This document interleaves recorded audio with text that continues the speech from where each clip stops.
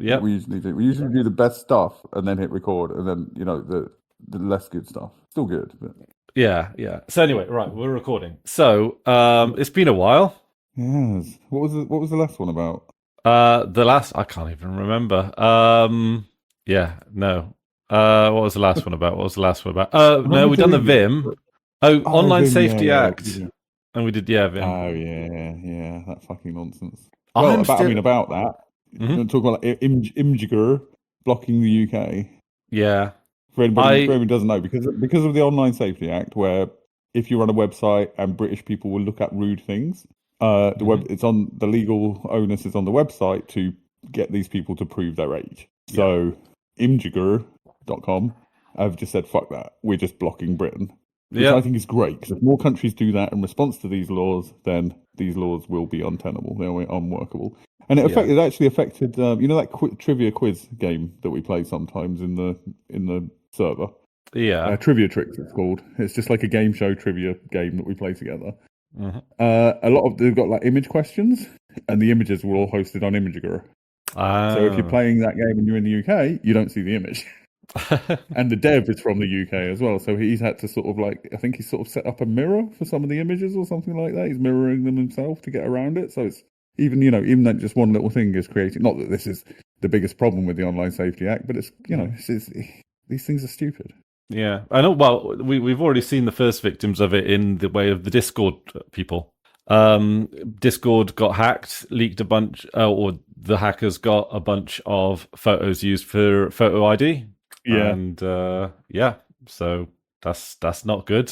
They were supposed to be temporary, so there's a little bit of onus on Discord for screwing up here, or to be honest, Discord's partners, just to be proper. But yeah, I got Age ID'd on Discord, which is that happened 5 seconds before I decided to start using a VPN again, because I didn't really had a reason to use a VPN before. But yeah, I got I've missed this. No, I don't think it was that. Somebody just as a joke posted a picture of like a vagina in chat or something, and it was blurred out, and it asked me to prove I was 18 to look at this image. Oh wow! And I was like, no, I'll use a VPN. Thank you. Switch to Ireland, and then all good. Can look at all the vaginas I like. Ireland's where I come in through. Yeah, I usually go Ireland or Germany or just somewhere nearby with reasonable internet. Yeah, pretty much. I mean, I'm not particularly loyal to Ireland in any way. It just seems it's also English speaking, because sometimes websites like I have done the Netherlands before, and then everything's in Dutch or German. Although a lot of English speaking stuff comes through Netherlands IP, so when I was using German, I used Germany, and I mean, like YouTube has a little. It says I've never really noticed. So when usually for me, it's the YouTube logo and then a tiny little UK, and I'd never really noticed the UK. But then when I was in IE and Germany, like you notice it changing. It's like, oh, this is German YouTube with all my exact same recommendations. Yeah. Well, it's got most of my recommendations pretty well down now. There's a guy called, I think it's called Chris Spargo, who's my most recent subscription. I don't know if you've ever. He's quite new. But he does videos like whatever happened to 24-hour supermarkets, or do they not exist anymore? They had like a flash in the pan. I think COVID took a lot of them out. There are still a couple around, but there's I was literally telling somebody the other day, because obviously I haven't been outdoors since the 90s, about do you not have 24-hour supermarkets there? They're everywhere here. Like I think most of them are 24 hours. Didn't realise they're not. I'm lying. They're not a thing anymore. And things like what level of hygiene rating in a restaurant should you really consider going in at? Like just like random questions. Oh, what happens? Another good one, the last one I watched. What happens if a shop sells the multi-pack not to be sold separately? I mean, what are the possibilities to happen there? Basically nothing. As in, would you report them? Because report them. But yeah, basically, there's no like real legal basis for it. The worst case scenario is if, like, with the cans, there's actually a whole video's worth of like rationale behind it. He's not like nothing, he like each, when you sell a can of something, you have to have certain like nutritional information on the packet, for it to be proper, like sellable. But most things like particularly Coca-Cola multi-pack cans and stuff, they have all of that stuff on them. So yeah, you can kind of just get away with it. Like if more places started doing it, then they might try and find ways to crack down on it, but they can't like take you to court for it. Yeah. So what potentially for the retailer? What is the worst case scenario repercussions if they got caught doing it? Just like what are the like? Because it's like you said, it's not illegal. Would the manufacturer of those that like refuse to stock your shops? Well, I think this depends. If you're like a chain like Premier, I don't even know if I'm pronouncing that correctly or whatever. Do you know Premier, by the way? Because they came up. Yeah. No, yeah. I've been in a Premier. Okay, so they have a whole like supply chain kind of thing where. So they might not really be able to do it there because if everyone in a Premier does it, then Coca-Cola / can put pressure on the wholesalers to start. But why it's if I was going to punish you don't punish a retailer by saying you can't sell my product. Well, I guess that's why they can do it. Is anybody that desperate for a Snickers that they'd go in or a Coca-Cola and they go somewhere else rather than just buying something else? Some people would, but like an actual measurable amount of people / customers, probably not. I think that would be more of a loss for the manufacturer than for the. Which is probably why they let like people get away with it. I think. Does it happen a lot? I've never seen it. Apparently, it's more like markets. Yeah, like markets or like very small independent corner shops and things like that. That's really where it happens. And I don't like people don't typically tend to like. Who do you report it to? I think sometimes I don't know if is this true? The weight of crisps of a bag of crisps, the amount you get in the bag is less in a multi-pack than it is in the singles. I think that's another mechanism to try and stop them from doing this, right? I mean, I'm going to guess it depends on the brand, maybe, I guess. I mean, I thought it was 25 grams anyway. I don't know, maybe it is. But, like, I mean, there are definitely multi-pack cans that... Or not multi-pack cans, like multi-pack bags of crisps that do that. But you always think, well, it's for kids' lunchboxes, isn't it? You don't want, like, that's the treat, isn't it? You don't want to give you don't want to give kids, like, the full bag of crisps, right? You just, like, give them a little... I was going the other way. I was like, it's a treat. Let's give them 3 or 4 bags. Well, it's a good bit. Yeah. So I don't know, but like, I mean, because they could, the easiest thing they could do is just take the nutritional information off of the multi-pack. So that's a legal thing that the nutritional information has to be on the actual thing you're buying, I assume. Yes, it has to be on the thing you're buying, but in a multi-pack, which comes in obviously the pack, it can just be on the outside of the multi-pack. Yeah. So Coca-Cola multi-pack cans can just be a lot more, they could just take off the nutritional information and then they can't really do it. So they could do it. I think. Yeah. Unless there's some sort of legal... They could literally just do stickers. They could print stickers. And just they can do that. That's a get around. Yeah. But then it starts... Well, the margins differ quite a lot, actually. If a shop sells a multi-pack individual can... that they bought from a wholesaler, they get like something like 55% profit compared off of like 30 or something on. Yeah, about something like 30, 35 on a standard can. So it is worth doing. If the labour of taking them out costs less than the difference, then I mean, you do it, wouldn't you? If I ran a shop, I'd do it. I don't know, maybe like Premier and stuff don't do it because it looks a bit sketchy, but if you're like just thingy from around the corner... I think people would have cared more about that in the past than they would now. Do you reckon? Yeah, I think it's probably somewhat to do with wages going down. Like I think people in general are sort of less fussy now. I think Lidl and Aldi kind of lowered the bar for stuff like that as well. Yeah, like people used to be a bit more. And this is a big topic actually. I'll segue into something. So I like brown sauce, and also I am poor. Okay, and HP sauce is really fucking expensive. Yes. And HP's, like, I'm quite happy to use own brands on various things, but there's certain things where you're like, no, I've had own brand brown sauce before and it's been bad. Yeah. But I told my sister, does my shopping for me, so I told my sister, just get me an own brand brown sauce, and she got he keeps it around. I wanted Oh to, my I god, wanted that to was check- within arm's reach. Oh yeah. Fucking brown sauce, mate. Yeah. I wanted to check whether it's LD or Lidl. It's the LD one. It's called Bramwell's. I mean, you've gotten through like 70 to 80% of that bottle. Yes, in like a fortnight, I think. Okay, yeah. A lot of brown sauce with oatcakes, cheese oatcakes, cheese on toast, sausages, bacon. Anyway, so this costs, I can't remember, it's a fraction of what the HP costs. Like I think this is 65p for this entire thing.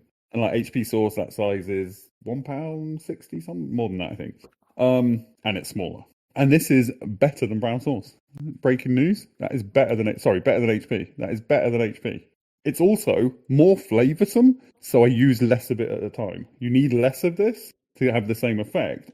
So not only do you get more, it goes further and it tastes better. That's fucking Very insane. slightly better. Hold that up again so I can see it. People at home can't see this. Okay, so that's that's the. Also, by the way, it kind of looks like the stats on it aren't too bad. The color coded stats at the bottom. Bramwell's. Yeah, I mean it's sugary, isn't it? But it is sugar, but all sauces are just like 50% sugar. That's just sugar. Yeah. But anyway, so when I discovered that this is better than HP, in my opinion, I was like, this is amazing. Does anybody know about this? I need to research this. So I googled it, and there's so many reviews saying this Bramwell's brown sauce is amazing. I got into this really cool YouTube channel of this very working class northern dude who just reviews like baked beans. Like own brand baked beans versus that kind of thing. And one of his was the brown sauces, and he came out with the same conclusion. There was a Sun article, there was a Daily Mail article. Oh my god! All of the fascist newspapers. But it seems to be a known thing that this is some top notch brown sauce. So yeah, strong official recommendation for Bramwell's, Aldi's Bramwell's brown sauce. Daily Mail should be promoting British brown sauce. What's this German shite? Actually, my eyesight, I swear. I don't know if your arms are long enough for that one. That's it. Yeah. See, the only focal distance that works correctly for me now is where my monitor is, which is maybe unsurprising given further away or closer up, I can't see. But monitor's crystal clear. I'll shine some light on it, and then I'll be able to read it. I'm getting a bit like that, where it's like when it's dark, reading is harder. It's annoying because my eyesight's been perfect up until like a couple of years ago. Warwickshire. Okay, so it's British brown sauce. Not only is it British, it's fucking Midlands. Wow. Well, isn't that the turn up for the books? I mean, because food is getting like weirdly more expensive. I reckon the supermarket brands are going up a fair bit as well. Because I have been doing this thing where so usually I've been a bit of a baked beans loyalist. For the longest time it was Heinz, and then Heinz. Okay, sorry. It was Heinz for a while, for a long time, and then I tried Branston, and I realised, actually, hang on a minute, Branston's actually got the edge on Heinz here. They're pretty close, but Branston's just a little bit. And then I thought, given the price disparity in the supermarket, where it's like, I don't know, like a $5 for a 4-pack of kind of baked beans now. Yeah. It's like baked beans are supposed to be like cheap. That's kind of their thing. Yeah. What I've taken to doing is getting a supermarket brand of baked beans and then just like adding maybe some fried onions or general whatever's like about and turning it into a bit of a... If you like a brand that's like a bit richer than the cheap ones, just like a tiny bit of like tomato puree, so that is, and that's going to that kind of thing. Yeah, do it. That'll make the difference. Mm-hmm. Yeah, so, that channel that I mentioned, he had a baked bean review, and like the price difference, like Heinz, I think he did say the Branston ones do have a slightly distinctive kind of like they taste a little bit different, and all of the other ones literally taste the same pretty much. And the Heinz ones are like £1.67, and the cheapest own brand's like 30p, and you can't tell the difference. Well, there we go. I've always been fortunate that like I prefer cheaper beans. I like the beans that are a bit pulpy, like they disintegrate a little bit. So cheaper's better for me with beans. Yeah, I mean, I've taken to going to like B&M and Home Bargains for a lot of canned goods because they're really cheap. And a lot of cases, like we do a lot of stuff in the slow cooker, so like soups, casseroles, that kind of thing. Especially like this time of year, we've cracked it out. And it's like it's a really good cost saver as well. We had a multi-bean stew last night. I can't remember how many beans in it. We had like red lentils, kidney beans, butter beans. All came in like cheap cans and stuff. But And also, it's one of those things where you really didn't need that much of it to like fill you up. Like beans are quite good at filling you up. Beans are very filling. Yeah. Also, one But thing yeah, we should talk. Oh, go on. I was gonna segue. Very briefly, yeah. I think it's because it's kind of interesting when you look at because so for since the 70s, productivity's been flat and wages have been flat pretty much, which means because of inflation, people's wages in real terms are going down. I thought productivity was going up and wages were flat. I think productivity is going up, but not like it tailed off after the 70s. It's pretty much flat, and yeah, even when productivity goes up, wages don't go up. That tie was broken. But the more complicated picture is that luxuries have gotten cheaper and essentials have gotten more expensive. And this was I read an article about this, and they were kind of saying like when sort of boomer parents are talking to millennial kids and going like, no wonder you can't afford a house because you're spending all your money on like going out to eat and stuff like that. What that is those things have got going out to eat is much cheaper than it was in the 70s and 80s. But a house and fuel and food is far more expensive than it was in the 70s. Although it baffles me, having worked in a bakery, how the hospitality industry exists, because the margins are basically non-existent. Yeah. I don't like. Is there like a lot of stimulus for that kind of industry or something? Because it's one of those things. It's one of those stereotypical. Whenever TV shows trying to look business savvy, they'll have somebody say like, 4 out of 5 restaurants go out of business in the first 18 months or something like that. I think it's like it's known to be a very risky business, and it makes sense. Yeah, like you say, you get a couple of weeks where people aren't coming in, you're fucked. Yeah. And then, the thing is, it's such a seasonal business as well. Like, there's only some times in the year, but you have to pay like business rates round the year as well. Like, there are some, like most people that open up restaurants do so because of a love of a particular type of food. Is it like but like, it just seems that even the chains like struggle. And they're the ones that have the sort of the advantages of being able to spread costs more than there's that other business story. This is one of the sort of narratives they tell in like a business degree or whatever. But it's one of the sort of parables. But it's McDonald's sort of pioneered the idea of like logisticizing the shit or statisticizing the shit out of where to put their restaurants. They will do like 2 years of research about a town if they intend to put a restaurant in a town, about like footfall and where are the travel locations, like trying to find like the maximum place where the most people pass and put their restaurant there. And they spent millions doing this. And Burger King's policy was wait for them to build a McDonald's and then build a Burger King opposite. It's one of those like the NASA spent so much on the upside down ballpoint pen and the Russians use a pencil. It's one of those kind of stories, but it's interesting.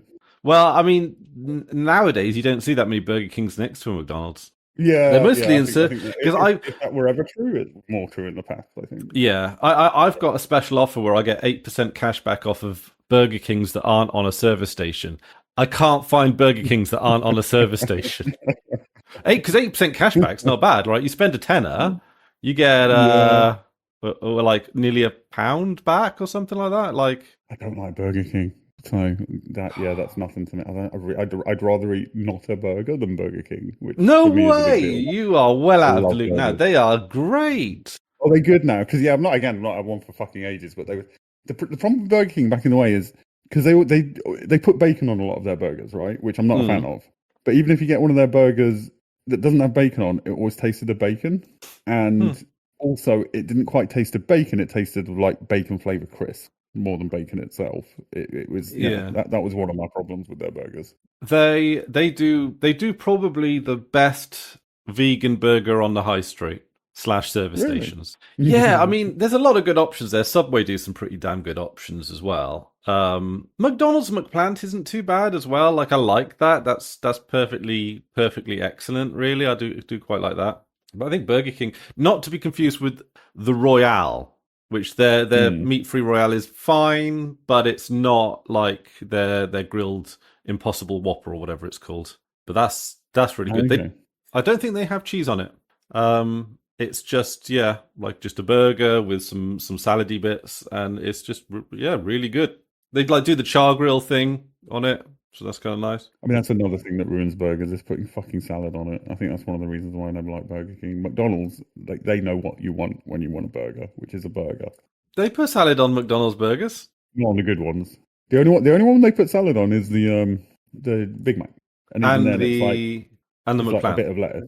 Oh yeah, but like quarter pounder with cheese, cheeseburger and hamburger, no salad on that. A gherkin, which is nice, but yeah, no salad. I'm a big salad guy. I like a bit of salad. That's one of the things I like about Subway. Yeah. They just put a lot of salad on their stuff if you want it. Yeah, I never do. Just disgusting, dirty water. Delightful water. Okay, anyway, just before we carry on too much, I do want to address the elephant in the podcast room, which is that we're doing this audio only today.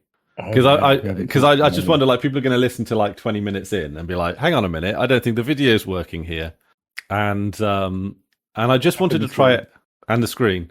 The tap in the screen. Like, why isn't my monitor working? Oh, right, yeah. Especially because you've been showing up bottles of brown sauce and stuff.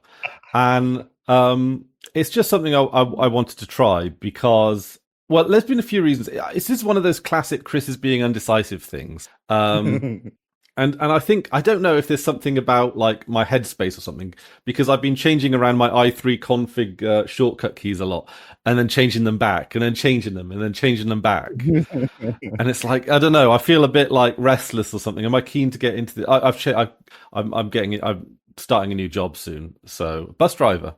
Yeah. So I think, I don't know, is that like making me like psychologically antsy? Like, oh, because I kind of want to go. I've got like 7 weeks before I start induction, which is quite a long time. I think you are a person who just likes you like a period of stability, and then I think you get bored and you want to mix everything up, and then you like a period of stability and then mix things up again, which is cool. Yeah, although that sounds very toxic, but accurate, really. I don't think that sounds toxic. That can be done in a toxic way, but I don't think that's inherently toxic. It sounds to me like when people are in those kind of like really tumultuous relationships, and it basically becomes toxic, and then they break up, and then they can't hold down like a stable, sensible relationship because they've become addicted to the adrenaline of the toxicity of that relationship. Like, the people who just... I think I went through a phase like that. Yeah, definitely. So I don't know, there's definitely like a self-destructive part of me that acts on being too bored, which is one of the reasons I actually kind of like this bus driver thing, because I think one of the things that stops me getting bored is dealing with people. People are interesting and a bit chaotic, and I think that's one of the things I realized. I always felt growing up that I wouldn't want to do a public-facing job. I'd like just to work in a back room and just crack on with shit. But I think now I kind of realize that that's too boring for me. I don't think I've got, I think typical millennial. We have in common, actually, it may be unusual for nerds, especially like, the kind of nerds that we are. But I think we both like people. We both enjoy strangers, meeting people, talking to new people. That is something we both enjoy, I think. I think so too. I think that's why we're drawn to this like social media thing that we do as well. I mean, that's kind of one of the reasons that sort of falls into podcasting is like, I kind of like the idea of being a part of someone's day, not necessarily a big part of someone's day, just like, oh, it's Chris. He's like a little, just Chris the bus driver, or Chris the guy that like I listen to on the podcast in the morning on the way to work. Because to me, that's when I enjoy podcasts the most, is when I'm driving. I just like having it on in the background. And that's kind of one of the things that I kind of like about the idea of the audio podcast, is because it's just like, it's not the main focus. It doesn't demand all of your attention. It just demands a little, like you put it on in the background. Because Ghosty does that with our stuff, and I'm sure most other people do. They put it on in the cabin. There's so many video things that I background because it's really, the video is superfluous. Yeah, which is definitely the case with our stuff. Like, and then of course it folds into us on doing like Fediverse stuff, where Fediverse stuff, it disobeys the rules of big tech, and big tech say as long as you use our service, you can upload as much video content, use as much bandwidth as you want, and it's like they're kind of like devaluing bandwidth and storage so that like to push out the smaller tech stuff, right? It's like, you know, PeerTube could never offer just unlimited video uploads to anyone. Like that's just a thing that it can't do. It took YouTube goodness knows how long to make that profitable. But what we can do is we can do audio, because audio is orders of magnitude smaller, and talking audio in particular, like using the Opus codec, you can get that down to a real small file size with it still being perfectly like listenable. And it, to me, like the idea of the audio podcast, like it fits my values a lot more. It's decentralized, despite, you know, like various companies attempt to try and corner a market. That's always going to be the case. But like when people say wherever you get your podcast from, like that's kind of a powerful phrase if you think about it. It's not, you know, Spotify or Apple thingy or, you know, the YouTube thing or whatever. Like it's just a file. It just goes out into the ether and hits I think it's interesting that because of those features, nothing's really quite entirely captured podcasts in the way that YouTube is entirely captured video, Spotify's entirely captured music, and for a while Netflix entirely captured that kind of video. Podcasts are still, I mean, I know a lot of people get them through Apple, a lot of people get them through Spotify, but you can still, for most, I would say 99% of podcasts, you can still find an RSS feed. Yeah, and even if it's not an RSS feed, like you could just download the file. Like it's a long file. It's like what, like 90 minutes is the average podcast or something. Some are longer, some are shorter. But it's like you just download the file off the, you know, somewhere else. But like, you know, Hamish he hosts all our PeerTube videos and stuff. And whereas he's got a good amount of storage there, it does seem to me like and also PeerTube is actually really good at handling audio content now. It's one of the things they worked on in the last year or so. So you can actually subscribe to a PeerTube channel as a podcast feed, which is one of the things that I think is quite awesome. And if you upload it as like an MP3 file or something like that, it lets you download the audio on its own or the video audio that it's sort of mashed together with the thumbnail. But yeah, like it does. But like you can store a lot of podcasts on your average PeerTube or Funkwell server, or just like hosting it on your website or whatever. Like you don't even need a particular piece of software. It's not like there's one, you know, it's just RSS feed, right? Like it's just like, and I feel that's such that rings so true to me in a way that video in theory can do and does, but doesn't in practice, because a lot of it comes down to file size, which means that, you know, the big data centers will always get the drop on it. Like even with streaming, with Owncast, streaming is very trivial. So it's not even just the video; it's the storage that's the thing that. And as you say, I think it's an interesting and kind of an insightful point actually. That obviously that is the one thing that the big companies will always outcompete, because they'll just take a loss for 10 years to drive somebody out of business. You know. Yeah, like they can compete. They could always compete on storage, because that is just a factor of money. I mean, it's arguably why places like YouTube will be like, and now you can upload 4K, and now you can upload 60 frames a second, and now you can upload. And it's like, really? Do we really need that? Like, I mean, I know most people still probably just upload into 1080, but like, even still, that's probably a bit superfluous, really. I think some people. Did I mention on freebooters? Because I'm sort of, you know, I'm sure a lot of people are. I'm of the opinion that YouTube as it exists now isn't going to exist that way for much longer. Like either they're going to do something, you know, they're battling with the ad blockers. They're bringing in more and more sort of paid stuff. I think it's either going to go. I think you're going to have to be logged in very soon in order to watch YouTube videos, which doesn't bother me. I'd log in anyway. I kind of figured that might have already been the case. Does that mean that YouTube download is going to just like crap out, or no? You can do it when you're logged in, can't you? It's been struggling. Yeah, they're limiting what not logged in users can see for sure. So it's I mean, there's always been a battle between YouTube downloader and YouTube, but I think they're either going to do what Twitch does, which is mucks the videos into the stream. Or the ads into the stream, or they're going to make it paid only, or like a majority of content paid, or something. It's like something like that is going to happen in the near future, I think. So I've been the stuff that I watch is comfort stuff. I've downloaded it all recently, and I was downloading it at some stuff depending on the type of thing. I was downloading it at either 480 or 720 because I don't have much storage space, and that quality is fine for me. Like I don't even need 1080 for most things. If I'm watching a really nice TV show. Ghosty sort of scoffs at this. If I'm watching a really nice TV show where, you know, you want it to look really nice, I get 1080, and I get like the whatever is the most popular rip on the legitimate streaming site that I use. And Ghosty's like, so for a movie that's like a couple of gigs maybe, and Ghosty's like the bottom level he will go is like 10 gigs for a movie. Oh my god. It's insane. But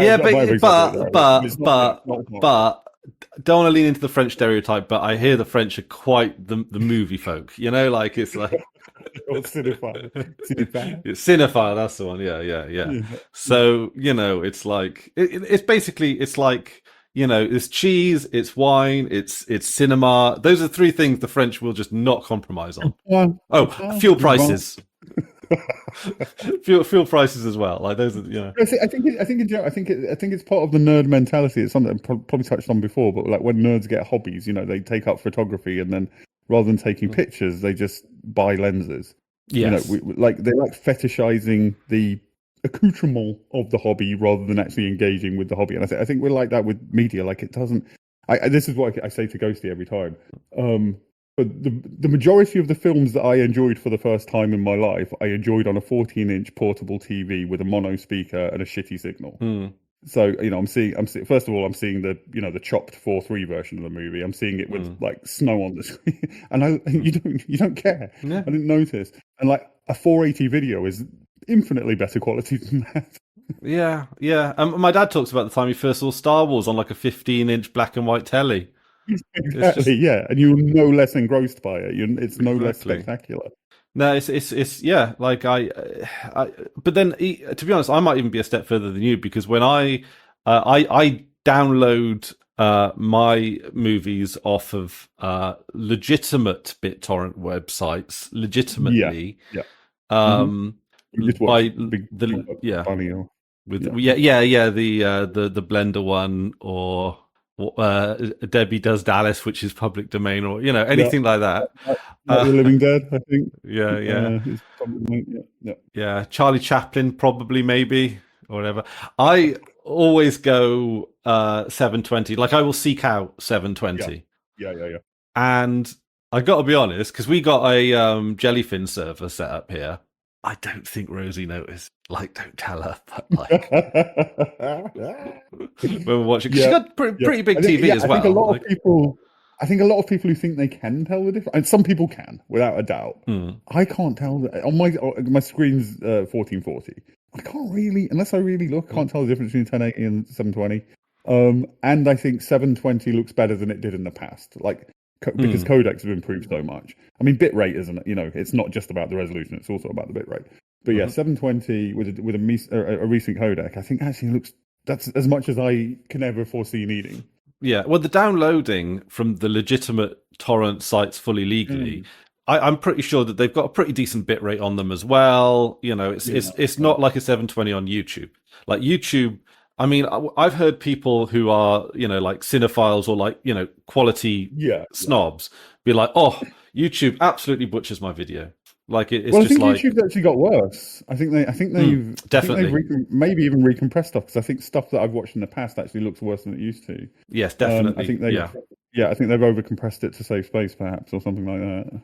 Yeah, they save like 30 copies of each video stream or whatever. Like, come on, I get it, but like, if they compress every video on their servers by like 1%. That probably frees up like 1 billion petabytes. See, the scale that YouTube works at is like, it's so unfathomable, because like, how this is from years and years and years ago. Facebook ran, I don't know if it still does, but it was PHP. But because of their scale, I think in-house they made a thing that takes PHP and compiles it to C. Okay. So they were writing, so they could keep their old code base. They were writing everything in PHP, but compiling it to C, because that's that for them that saves them so much CPU time that it saves them millions or whatever. Okay, yeah. Well, it's probably like I have no idea. I would be guessing the efficiency saving, but like doing that saves them billions. So orders of magnitude, really. Those scales should not exist. Yeah. Scales that big should not exist, essentially. Yeah. It's like when when we talk about in politics the difference between millionaires and billionaires, and the thing that always blows my mind is, and this is just a rough guess, but like 1 million seconds is like 2 weeks, 1 billion seconds is like 30 years. Like yeah. And you know, people are talking about Elon Musk being the first trillionaire now, and it's thinking like that's scales, like almost by design, scales that we do not clock. We do not clock the disparity between having a million. If I would be well chuffed with 1 million, you know, like who amongst us has a? I could live off 1 million for the rest of my life very easily. Yes, yeah, because I mean, especially now that you've discovered the brown sauce. Exactly, Bramwell's, then we're laughing. I'd invest 200 grand in Bramwell's. So, what if you took £1 million and then had 1 million of them? like you could give everyone in Wales £1 million. Well, not but like close. Like, do you know what I mean? Like, that's mad. Not only could, but should. Should, yeah. Well, that would be a three. Is it £3 trillion? It would take to make everyone in Wales a millionaire, or something like that. I don't know. The zeros are messing up. Give them 300 grand each. I'll settle for that, right? Yeah, 300 grand. Imagine actually doing that. It's making Wales the richest. What? Hang on. How about we just kill Elon Musk and take as much of his money as we can, and then just build houses with it and give them away to someone who doesn't have a house? Would you like a house? I know you know this. The problem, another problem with the way we measure it, like he doesn't have £1 million in cash, and he has £1 million in cash, but not £1 billion in cash. Oh, sorry, not a billion or a trillion. Yeah, because I think sometimes that's when people point that out as if it sort of excuses them, but it doesn't. That means they own $1 trillion, $1 trillion worth of the stuff that we use. They own $1 trillion worth of the stuff that we have to rent from them. It's kind of worse than if they had it in cash. Yeah. Because it makes more money. It's like if you just had it in cash, it would just degrade in value over time, effectively, because of inflation and whatnot. So, but anyway, also the real power is it's not really how many yachts he can buy; it's his influence over the system. Yeah, which is exactly why he has that much money. Like Hamish was saying the other day on the last ever thingy, it's like how many yachts? You can only sit on one yacht at a time, whatever. It's like but like. You know, to them, it's power, isn't it? It's all about power. They still do own multiple yachts as well. Yeah. Yeah. Not only are they also have the multiple yachts and multiple. But the yachts are like, I mean, did you know? It must be mad. Do you reckon that there's like somewhere, and this could be I think we've talked about this again, the basis for a sitcom, where like there's a yacht that's fully crewed with a full-time crew that like Jeff Bezos forgot he had, and it's just sitting offshore, anchored somewhere, and it's just like for like 10 years, and it's just like And they've realised, and they just go around like it just gets paid for. They just on a permanent cruise. How long would it be before they realise that? I think if something like that were the case, I don't think they would really. I've often thought like I've been painfully poor recently. And in moments when you're reading about billionaires and that, I've been like, I could take like I can't remember the kind. Like I could take like $5,000 a month out of their bank account, and not only would they not notice, it'd almost be not worth it for them to notice. Do you know what I mean? Yeah, like, it would be beyond. Be like less than me leaving a penny somewhere and somebody taking it. Significantly less than that. Like if you drop a penny down the back of a sofa and realise, I got to move the sofa to get the penny. Yeah, and it's like, it's like, it's not worth moving the sofa. Yeah. Then that would radically change my life and make. I'm not saying this. My point being, this applies to most people on the planet. You know, they radically change my life and absolutely nothing to them. Yeah. That's yeah. And it's like, it's mad, right? That Bill Gates is the biggest landowner in the United States. Sorry, I'm just opening a tinny. What you got? What's the tinny of? Oh, this. Right, I found out. So this is Goodrays. This is a can of CBD. I love it. Sorry, the episode where we decided to go audio only is the episode where we've shown more things to the camera than ever before. Yeah. Oh, by the way, sorry. The reason I brought that up. What is it? Before that, what is it? Oh, Goodrays. So it's a CBD. it's just a can of sparkling CBD water pop. with passion fruit pomelo with 30 milligrams of CBD, I love and passion fruit. it's very nice. But I found that they sell them in Home Bargains for like £3.50 for four, which is like a really good deal. Like I've never seen them, and this is the higher CBD than Trip. So this is like not, it's not even that, it's not even weak. This is pretty decent. I mean, if you're like a CBD hound, then it's going to be quite weak. Like you're just going to want to smoke it or something. But this is a little bit of a refresher. Tastes lovely. Gives you a bit of a chill. Like relatively healthy and just a nice drink, really. And it comes in the 250 milliliter cans, which I actually prefer. I know this is a bit of a shrinkflation thing, that it's just like, it's more normal now to have 250 milliliter cans, sort of the Red Bull size, than the 330 milliliter cans of the Coca-Cola. But honestly, 330 milliliters of Coca-Cola, just a little bit too much. There's a lot of sugar in that. Like I'm kind of okay with just, Yeah, I think I'm with you on that. Yeah, for a soft drink. Yeah, for a soft drink. That's more like the size of the glass I would have if I were having that kind of drink. I wouldn't have, yeah. Also, I think that kind of can. The only can that I remember being at that size back when I was in the world was Britvic. Britvic drinks would come in that kind of shape of can. And I do think that shape of can is more pleasant to hold. It's more pleasant to hold, but also it's much, much, much more efficient for both transportation and the amount of metal it uses, because the vast majority of the metal used in a can of drink is in the top and the bottom. But these are very tall and thin with very small tops and bottoms. So it does actually use like a lot less metal than the 330 mils, because the metal down the side is so thin. Like that's why, like if you could tear it and you can cut anything with it, it's like, ow. But also because it is taller and thinner, when you stack them into crates, you've got much smaller holes in between them, so you can actually store more liquid in a smaller amount of space. Interesting. Yeah. So they're more efficient just across the board, which I don't know if that has anything to do. Like cans, aluminium cans are by far and away, like, we should just ban plastic bottles and just have aluminium cans, right? You can even get little tabs that reseal. So the resealing thing is not even, or you can just get a cozy that goes on top, like a little plastic thing that just goes on top. There's like a million ways we've solved that problem. And like, oh my God, all the kids today, they're all big into those Stanley mugs or the Stanley flasks. Do you know those ones? They're actually really good. Rosie's got one, or two actually. She's got like a big one that's a drink, and then a small one for like a cup of tea when she's out, when we're walking. And they're just like, they're really expensive for what they are, but like they're really good quality, and like you can just put a drink, like they're just great for carrying drink. Like plastic bottles, like they've become were redundant for a while. Like it's just, surely it's an easy win. It's one of those things that you think also, the Welsh government. Things taste worse out of plastic bottles. Yeah.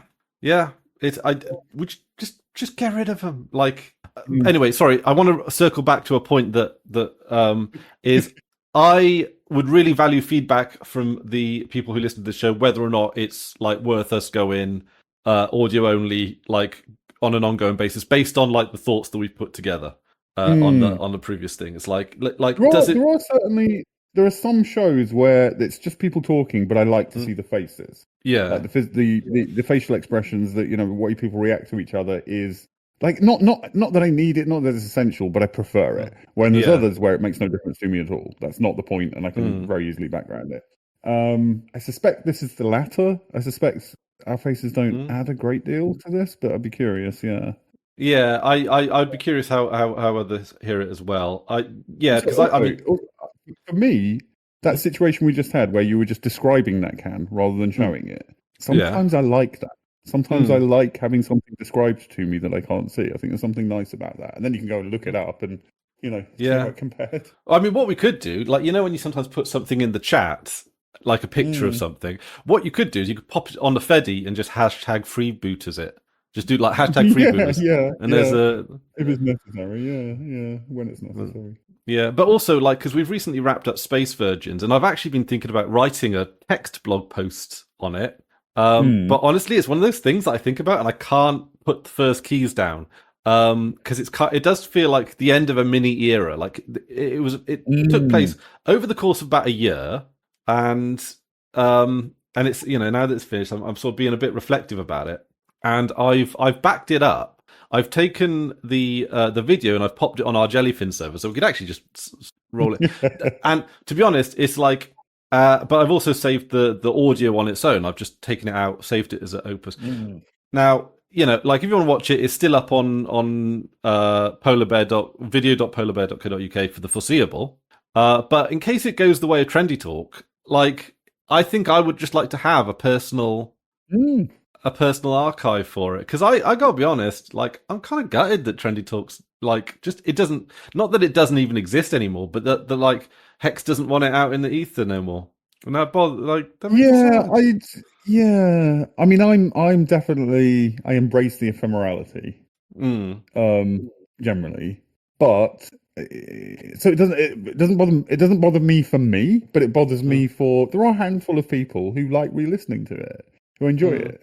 And for those people, it's a little bit sad, especially done, as far as I understand, with no warning and no explanation. And of those, the lack of explanation, I think, is what bothers me the most. I'd like to know why. Just out of curiosity more than anything else. To be honest, I don't want to get too deep into it, because like Hex isn't here to like defend himself or nothing. But like, I don't think he sees himself as that person anymore, and I don't think he.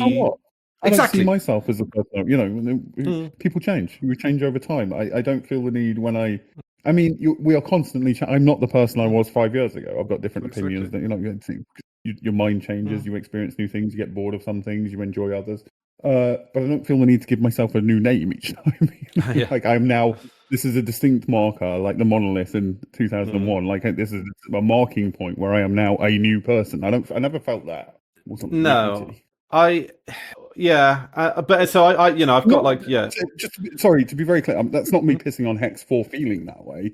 I'm saying I don't understand rather than I think there's anything wrong with that. Yeah, but I'll straight up say that I think that's some of the best content that I've ever contributed to. Really, I thought we had a really. I thought that was really good. I thought we had a really good dynamic, and I enjoyed making it. I you know, enjoyed that it exists. And I mean, it was a cool show. Yeah, and I don't know. I guess the fucking name very clear from the beginning. I hated the name. How did I feel about the name? Was I indifferent to it? I think. Yeah, I don't think you ever expressed strong. Did I go and make a cup of tea or something when you were coming up with the name, or was I just like not in the room at the time or something? Because I feel like Hex came up with the name. To be clear, and again, this is me shitting on Hex. I was clear from that moment that I didn't like the name, but. It's grown on me over time more than anything. Actually, I hate it less now than I did back then. Yeah, it's interesting about because like Space Virgins as well. That's an interesting I came up with that as an idea, and then you two really liked it, I think, or something. Yeah. And I wasn't I wasn't actually super keen on it to begin with, but it has grown on me over time, because it's like, it's memorable, it's amusing. It doesn't make an entire amount of sense, like Space Virgin. I like that it plays into stereotypes. I think that's what I enjoy about it. You know, the nerd virgin sci-fi fans, that it's sort of like, I like that. I like that it's a podcast that no one would ever give themselves except us. Like, because the thing is, like, every celebrity seems to have a podcast nowadays, and I do find that a little bit cringe. I'm sure some of them are better than others, but like, it just seems to be part of the, I'm a celebrity, I've got to do the things that celebrities do, one of which is a podcast. And they're always titled fucking awfully. They're just like, my life, or doing things with me, or what was the one? Sorry, I don't. There's very few of those that I'm aware that literally every celebrity has them. I've listened to very few, if more than the one that I'm thinking of. But I did watch. David Cross has a podcast. Should I know who he is? He's out of Arrested Development. Okay. Yeah. Sorry, I just had to look up the name of the podcast because it's so unmemorable. But he mentioned, like, for years, production companies, like there's companies that produce podcasts, and they just approach celebrities and do like, will you do a podcast with us? Like that's how this works, which in itself is fucking insane. That's insane. There should be no companies doing podcasts. No, podcast. Anyway, I get. Sorry, just a sub tangent. The things of doing podcasts is that like anyone can do them, so you don't have you don't need anything at all. You need a laptop, you know. But so the production company kept approaching him, going do a podcast for us, and the way he tells it was like, why? What would I talk like? Why would I do a podcast? Like, what would I fucking nothing to say. I'm a comedian. But they kept approaching him, and eventually he agreed to do it. And they said, okay, you can't just have. He was like, they were like, what do you want to do with your podcast? And it was like, well, I thought I'd just invite my friends on and have a chat with them. And they're like, no, you have to have a gimmick. Like you have to have a thing that your podcast. So his podcast is called Senses Working Overtime, and how he sold it to them was he would this is all you need. This is considered an idea. He said that he would have a guest on, and the first question would be something along the lines of what's your favorite thing you've ever smelled, or what's the loudest thing you've ever heard, or a question like that. And they were like, that's great, we love it. Yeah, you can do that. We'll call it Senses Working Overtime. You can do that podcast. And then he's never done that on any of them. He just does what he said in the first place. He just invites his friends on and chats to them. But with a surname like Cross, he could have come up with such a better name. I'm Cross. I'm cross with you. Favorite, Crossroads. It's a politicsy podcast. One of my favorite podcasts that I listen to very regularly. It's a YouTube thing, really. It's, Mike Cross Applesauce. It's called Bad Faith, right? Bad Faith podcast, right? So you think I always think the host is called Faith because that's that's the title you give. But no, her name is Brianna. Okay. And that makes it so I can never remember either her name or the name of the podcast because they don't correlate. Like, why are you called Brianna and you have a podcast called Bad Faith? But I could come up with a much better name. A Taste of Brie. Beautiful. Yeah. There we go. Although I can't believe it. Unbelievable. Media, what's the name of the lass on Novara Media? The one who's been there from the beginning. Oh, I know who you mean. She's great. Ash Sarkar. That's the one. Yeah, she on one of the early ones, she talked about doing a podcast and doing it every Wednesday and calling it Ash Wednesday, which I thought was fucking genius. That's so good. Yeah, I don't think she's ever done that, but that's great. I mean, you could do the best. It's more of a video series. Things I drew, and then just because you draw. I hate pun names, so I would never do it. But I do like a non-pun or something that sounds like a pun that isn't, or something like that. Oh, right. So like Arnie Pie with Arnie in the Sky from The Simpsons. Right. Okay. Yeah. Do you know what? I'd never thought about that title before. Pictures with Drew. Yeah. Something like Drew things. Brutalist. Yeah. But anyway, we're off track. I have some tangents that my mind wanted to go on. Okay. One of them, it related to something we were talking about before, but I can't remember what now. But do you know Technology Connections on YouTube? Mm-hmm. Quite big, yeah. So he did one about clocks, and he was essentially arguing for analog clocks. Oh, okay. And being a child of the 70s and 80s, I'm full on digital. I was unthinkingly full on digital. Like I'm digital is better. Showing time on a circle is ridiculous, but he made some good points. And somebody in the comments posted a Douglas Adams quote. I'm not a particular fan of Douglas Adams, but the point he made was that in everything else in life, we've moved towards taking data and making it visual. And the example he used was like a pie chart. You'd rather have a pie chart than just numbers, right? If you just want at a glance to ascertain information, you'd rather have a pie chart than numbers. And a clock is like that. Why have we gone the opposite way with time? And which links into what Technology Connections fellow was saying, which is with an analog clock, you're seeing progress and you're seeing proportion. You can glance at a clock and just pay attention to the minute hand, look away, look back a bit later, and you've got a sense of that angle communicates how much time has passed, which isn't really the case looking at numbers. Like your brain does that, but it translates. There's a translation layer in there. Yeah, exactly. Yeah. And I thought that was really interesting, and it made me sort of value analog time a bit more. So, in response to that, my response? If I'd been a normal human being, my response probably would have been to get a wind-up watch. Because then I started thinking, like, I kind of miss. I had a wind up watch when I was at school, a wind up analog watch. I kind of like the sort of ritual of winding it, and if you forget to wind it, setting the time again. That the fact that it was just a piece of machinery. It didn't require any energy from anything other than me. I could just wind it up, and you had to maintain it, as in just set the time. And yeah, I think there's something kind of nice about that. So that's how I would have responded if I was a normal person. But instead, I configured X clock. I'm going to make X clock work like my time pop up. I'm going to try and use X clock if I just want to know the time. I think I'm going to start using X clock, make it pop up for a few seconds and then disappear. This actually comes into so much of what I actually was configuring my clock last night. Like, oh my god, like Rosie was like, "Come to bed, Chris, come to bed," and I'm like, I'm almost there. I've just got to configure my clock. Like, oh my god, because stuff like that just like pulls me in horribly.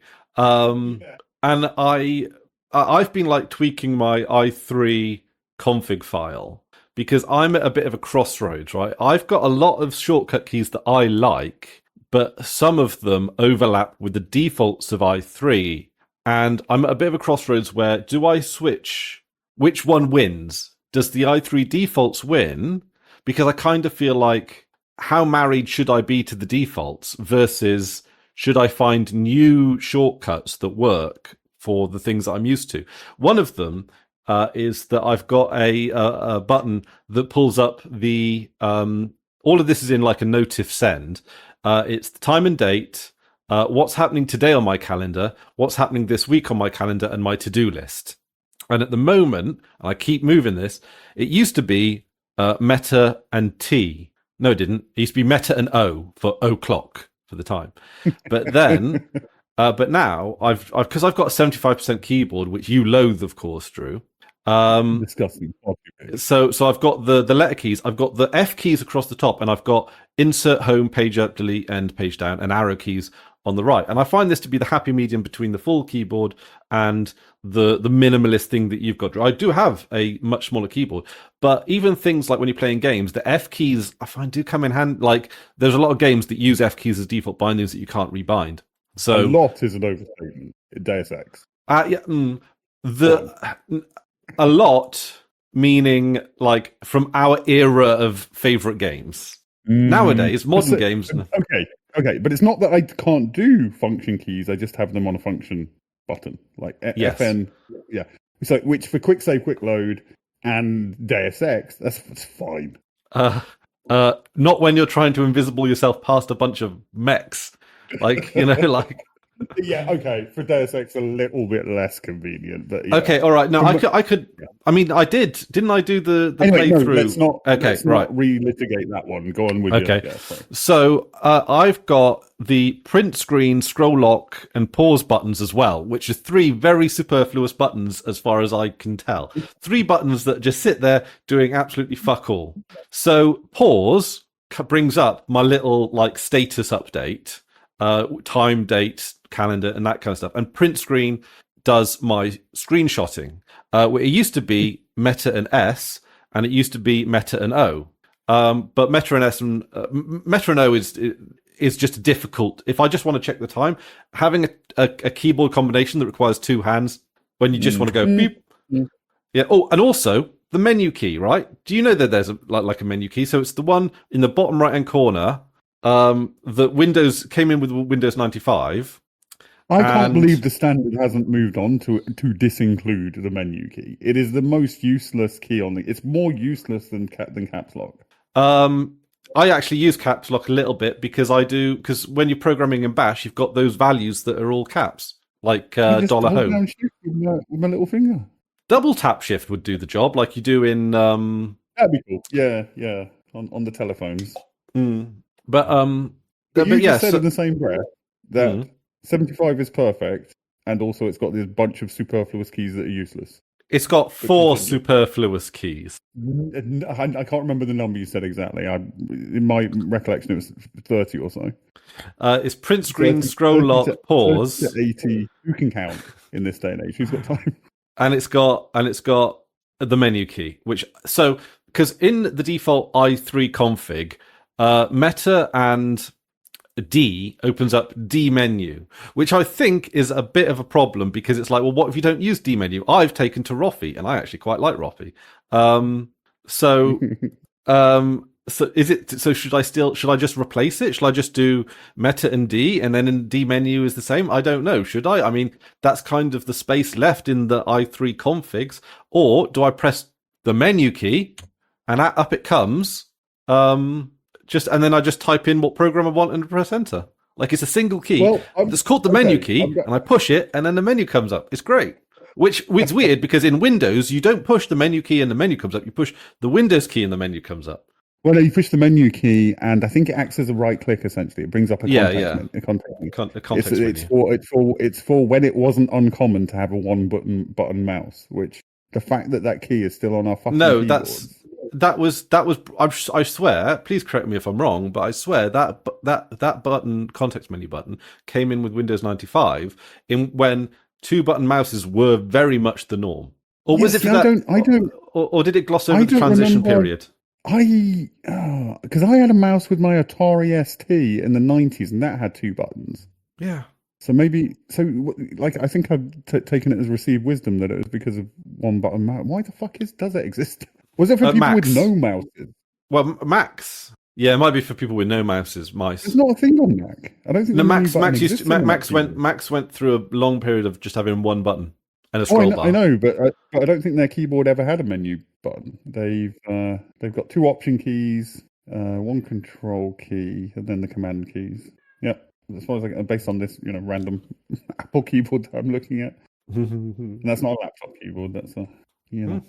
Well, yeah, but like Macs would always be designed for their hardware. You wouldn't need a just in case kind of key with Macs. That would just be. I mean, the keyboard I've got, the Happy Hacking, is largely maybe not based on a Mac keyboard, but it's very similar to a Mac keyboard. It has the Mac symbols rather than the Windows symbols. Yeah. I was going to say something that I realized, and I didn't realize this till I was using Hyperland, and at one point I decided it would be fun to have 48 workspaces because I could. And I was like, how am I going to get to them? Like the Windows key, meta key, whatever, plus 1, 2, plus essentially makes sense, and then that plus a combo. But then how do I get to the other 24? And I realized something. Okay, so I've never used the Alt key for Window Manager bindings because I always think, a lot of programs use the Alt key. Yeah. And then I realized, fuck all programs use the Alt key these days. You can happily use the Alt key as a second super key, essentially, for a completely different set of bindings, and it works perfectly fine. The only Alt-based key binding that I was using with any regularity, and it wasn't very much regularity, was Alt plus the numbers gets you to that tab in Firefox. Oh, I didn't know that. Yeah, which can be handy.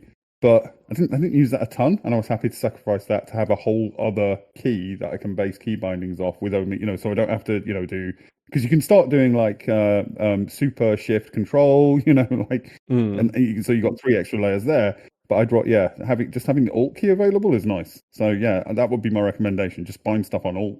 Well, unless you can think of, if you can think of any Alt-based key bindings, you actually, because in Windows there was Alt F4, which would close your window, but I can't think of any. I think it's one of those things I had in my head. Like I can't use Alt because programs use it. But then when I tried to think of any Alt binding that I actually used, I couldn't think of any. So when you boot up i3 for the first time, it says what do you want to use as your modifier key. It uses Super or Alt, and I always go Super for just that reason. However, I suppose if I were to use Alt for all of the default i3 key bindings, then I could use Super and then use that to my heart's content for whatever I wanted on top of that. And then on top of that, you got Super and Alt. Super and Alt. At the moment, I do use Super and Control, Super and Alt, Super and Control and Super and Shift. So I do have like this. So you have like 4. There's 4 keys at your disposal there for modifiers.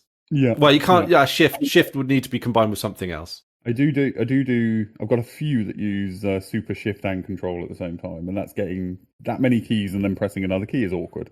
But yeah, Alt. Yeah. When I realized I can use Alt, I'm like, oh my god, I've got a whole other 100 bindings I can do. That's amazing.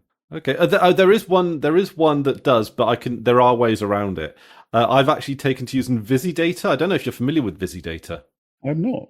So VisiData is basically it's like a CSV / tab separated values file editor. So it's a bit like a spreadsheet program, but it's geared towards like your CSV type stuff. The name will come from because the very first spreadsheet software is called VisiCalc. So I assume it's an homage to that, I guess. Okay. And it's a GPL license, but it is developed by, I think, a company. And I think part of their like business model is if you get like the premium version, you get some sort of input into what you get like a line to the developers and be like, can you work on this for us? And it seems like a really good model. And then it's included in the standard Arch repos because I was talking about to you the other day about you use ABook for your command line address book.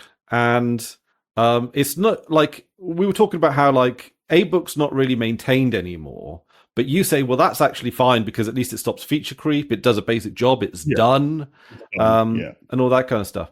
And I was playing around with it, and you did get it set up nicely, with your help. I did, and but then I always kept thinking this thing just like kept in my mind going, yeah, but like, wouldn't it just be better to have it in a CSV file and just use VisiData? Yeah. And then it went back to another thing you said, which is basically like if there's a way to do something without installing a program, that's like the way you should do it. And it's like that's just something I've been doing. But that's not a But I do enjoy doing that. Yeah. It's nice. And I think you're using Linux in a more Unixy way when you do that. It's more as intended. I think. Yeah. But also, like because I probably periodically will drop back into the Postio web interface because it's really good. You can sync it like my phone syncs with my Postio contacts, so it's not like my Postio contacts aren't being used. It is kind of weird that it's being synced with that, but also like, but I do. Yeah, I have a CSV file which I'm not really sure how it's going to interact with the Postio one. Maybe because to be honest, even in my command line day-to-day email stuff, I don't really like need autofilling. At most, I can just dip into like my CSV file, copy the email address over, bang, job done. With Windows side by side or anything like that, I also toyed with the idea of doing like a little grep shortcut that would just grep so I type in like some data and then it would just grep and then I'd copy and paste it across. Like I could do that, that's easy. But VisiData, just opening it up if I do CON in my terminal, it'll just open the contacts file in VisiData, and then I could just select down to either the phone number or the value that I want. I can search for the value that I want. I don't have that many contacts, to be honest. Like it's, less than 100, like 50 or something like that. Yeah. So it's like I don't really need to search. I don't really, Yeah, so, I mean, when you say I use ASpell, that's probably an overstatement because it plugs into Mutt. ABook. It's plugged into Mutt, and it's just for when I want, if I want to email a sister, I type the first two letters and then tab, and it autofills. That is the extent of my use, and 99% of the time you're replying anyway. Like the times when I compose a new email, So, but also, unlike phone numbers, I remember email addresses. Like, I remember them more often. It's more late. It's more not being asked to type them than not remembering them most of the time. But I'm sure I could write in that case. Because I think you've convinced me. I think I might get rid of ASpell and just do it as a text file with ABook. A sort of a custom bash script to. But I'm sure I can create something that will spit out whatever Mutt wants in the same way that ASpell does, so that it can carry something like that. I might do that. Yeah, but ABook. No, sorry. What am I on? AERC. That's my thing, and I've actually really taken to enjoying that to use that as a. It is nice. Can that pull addresses from? Because you might be able to write a little bash script that gives it whatever it's expecting. In the config file, you can set an address book. So there's like khard, ABook, things like that. So you can set that in the config file. You could probably do something in the way of a script or whatever. But to be honest, something that chucks it into clipboard is fine with me. Like, to be fair, because I'm on Kitty, the Kitty command line interface. So all I got to do is Control Shift and T, and then CON, and that just throws up. I mean, I could even do a shortcut key that that just immediately brings up the address book in a new window. Select it, copy it, and then get rid of it. So or pipe it into DMenu or Rofi or FZF or something like that. Could work exactly. Yeah. Oh, I'll tell you what. When I did my my last video, there was an interesting amount of interest. Some of it from you about doing mug reviews. Which ones? I did. Yeah, for me, not mug reviews. Just I thinking about what makes a good mug is interesting to me. Yeah, I've got a mug here. Again, not great for the audio listeners. This it is a big one. It was reduced in B&M to £1 because it's got a little dog on the front that says "I don't give a fluff." So it's it's a big for the audio listeners. It's a very fluffy. What kind of dog is that? Corgi, like a corgi but fluffier, maybe. Yeah, no, it's not corgi, but it is very corgi looking. It's a very Shibu. Is it Shibu? It's called something like that, isn't it? Japanese. I don't think it's that one. I know the one you mean. Shiba Inu. No, because Shibu's the Doge dog, isn't it? Yeah, that's the one. Yeah. Yeah, no, it's similar looking to that, but not that. Maybe it's a mixed breed or something. But I didn't choose it at all for the aesthetics. Just to be clear, it was reduced. But the fact that you can get 3 fingers in the loop, that's important to me. Like really? Two is one thing. 2's okay, but 3 gives you a good hold on a big mug. That's interesting because I never use the loop. Oh, you don't, do you? I'd be happier with a beaker without the handle. Yeah. Oh, I've got a beaker without the handle. Yes. Yeah. I don't know. I like the mug. I like carrying it around by the mug. I hold it more. A while ago. Go on. I like it. It doesn't give you like full 3-finger action. This one, like you can get 3 fingers in, but like comfortably it's 2. You can fist that mug. You can't not super comfortably, but not literally it's got a good fist hold. Oh yeah, a good fist on the mug. Yeah. But like with honestly, the best ones are those standard sort of cheap, just basic, 3-finger loop. We've perfected it. The kind that you can get printed, and they do like in offices, like printed with the company name, just the straight sides. Yeah, say big handle. Yeah.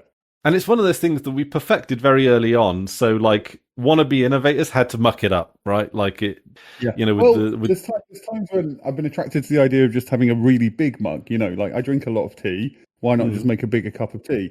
But if you make the cup wider, the tea just goes cold much, much quicker. The bigger surface area, the tea just goes cold too quick. And similarly, a while back, because I drop this mug's lasted a very long time, but usually I drop mugs very regularly, very clumsy, and I break things. So this is your enamel mug, perfect solution, enamel mug. Yeah, but problem is this is very, very conductive, and the tea goes cold in about 3 minutes. It's amazing how quickly this thing can fucking cool tea. Other than that, perfect. But yeah, not only does it cool tea, it also gets ridiculously hot to the touch. with boiling tea in it. So this, unfortunately, completely impractical. Won't break, but that's its only upside. Aesthetically, I love it. I wish I could use a tin mug, but yeah, no, it doesn't really work. Well, this is very big, but it's got a wider base than it has at the top, which I found to be quite unusual. It's impossible to knock over. Yeah, this is the opposite, unfortunately. Only very slightly narrower at the bottom, but I very rarely knock this over. To be fair, this is a nice mug. This is a good size for a mug. How big is it? Like this, because this is a much big. This is quite a big mug. This is like 2 small mugs. That looks a bigger mug than this. Yeah, but without it being narrow at the top again, that reduces the surface area, so it means the tea isn't cooling too quickly. Like somebody's actually. It does cool a bit quicker than it could do. But also it's too. I would say maybe too big. Whenever I finish a cup of tea from it, I'm always there thinking, "Oh, that's a bit tea," like around. Yeah, I just feel full of tea. Like if it was about 80% of its size, perfect. And then because we've got smaller tea like mugs, and when I finish a cup of tea out of all of those mugs, I'm like, yeah, that was a nice amount of tea. Like almost. I drink tea almost constantly, and I forgot. This assumption I should have mentioned a while ago because might interest you. But I drink tea almost constantly, and for unrelated reasons, a while back I googled how much water do you have to drink to kill yourself, or Okay. to be fatal, right? And apparently in toxicology, there's this, I can't remember what the concept is called, but they basically have a concept for the amount of something that you have to consume, at which point it has a 50% chance of killing you. Okay. It does make sense, like, but there's an amount of, because I also learned that licorice is poisonous. There's an amount of licorice where if you eat it, you've got a 50% chance of dying. 50% of people who eat that amount would die, right? What do you think is the 50%, whatever that term is, what do you think is the 50% fatality, whatever, of water? How much water do you think you would have to drink in a day? in a day, is it, can I get a clue on it? Is it lower than I think or higher than you think? Or is that... I don't know. I had no idea what I would... Actually, I think it was much lower than... Okay, so... Well, no, yeah. Guess 4 gallons. First. Hang on, what's a gallon? What's a gallon in liters? 4 pints. So that'd be... Oh, no, hang on a minute. No. Sorry, that's not it. That's way too low. Way too low. I'm doing a conversion just in case. 40 pints? 50 pints? Okay, for the record, 4 gallons is 15 litres. Although that's US gallons. I don't know if that makes a difference. Sorry, what'd you? 50 litres. Yeah. See, I thought it would be a fucking lot. Like, sources varied a bit, but the sort of medium figure seemed to be 6 litres. A day? Yeah, if you drink 6 litres of water in a day, it's got a 50% chance of killing. Please, anybody who's watching this is concerned, please fact check this, because I might be misremembering, because this was a little bit ago. But, so 6 litres of water in a day has got a 50% chance of killing you. I drink, and so I've got a 2-litre jug with which I fill my kettle, right? And I fill that jug at least twice a day. So I'm drinking at least 4 litres of tea a day, plus whatever water I happen to drink. So I'm like 2/3 of the point of drinking enough water that it's got a 50% chance of killing me. And so I think this came from my annoyance at fucking millennials reminding each other to hydrate. It pisses me off. We've been around for 100,000 years, and unless we're in like a fucking desert, drinking enough water to not die has not been a fucking problem for us. Because it's not like people who live in a desert are the ones reminding each other. It's middle class first worlders who have access to on tap clean water. Yeah, hydrate just as a fucking virtue signaling that you're a caring person. Fuck off with that shit. So I was curious. Although, shout out to Indoor Plumbing and Running Water. You are the MVP. Absolutely. The MVP of the century. Well, yeah, last century. Yeah, so I think my mind went, okay, could somebody remind somebody to hydrate so much that it kills them? How much water does it require to kill someone? I think that's why I got there. But yeah, so apparently I'm drinking enough water each day to almost kill myself. Well, okay. So I was thinking about this. I think I might be able to. Okay, so I was having a really weird conversation with Rosie the other day about how weird it must be for dogs because they're so different sizes, right? Could you imagine what the world would be like if the human body's disparities were the same as like different dogs, right? So that you could walk down the... Not just sizes, but like some people completely bald, some people had hair, like every part of their body had hair going down to the floor. Yeah. Yeah. Faces, so like faces completely different, like configuration of faces. And so you'd walk down the street. Some of us had massive floppy ears. Some of us had like pointy. Yeah. Yeah, you'd walk down the street, and then there'd be like a child that would be 3 times your size. like that would just be insane, right? Like dogs just chill with that, but like with us, so it kind of got me thinking. Is actually compared to a lot of animals in the animal kingdom, we're actually very uniform, especially for our size. Yeah. And cats are more uniform. I think dogs are. Domesticated animals tend to be more pronounced because we have bred them for specific. And dogs, I think dogs are probably. I mean, I'm not, but I assume dogs are the most varied within the species.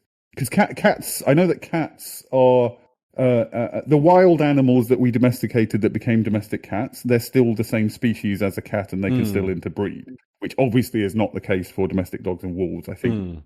Oh, you know what? I say that, but I'm not sure about that. I don't think domestic dogs can breed, can they?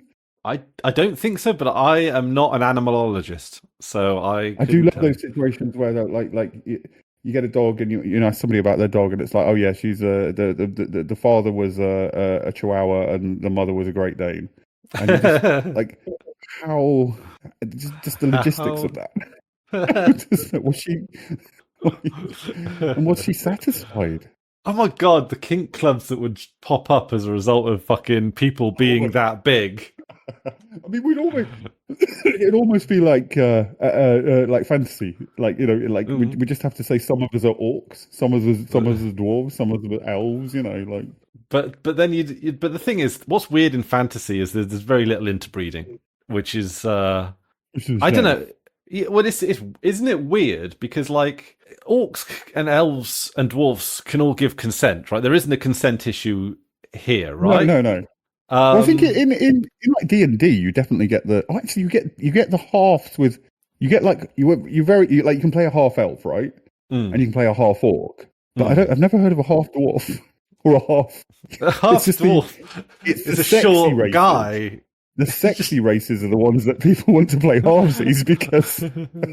But like no, yeah, I mean if you're a half dwarf, half human, then It's just a short human. you're just a or short tall human dwarf. or a tall dwarf, right? Like dwarfs, I mean, that dwarfs. applies to like half orc as well. As just a wimpy orc or a muscular human.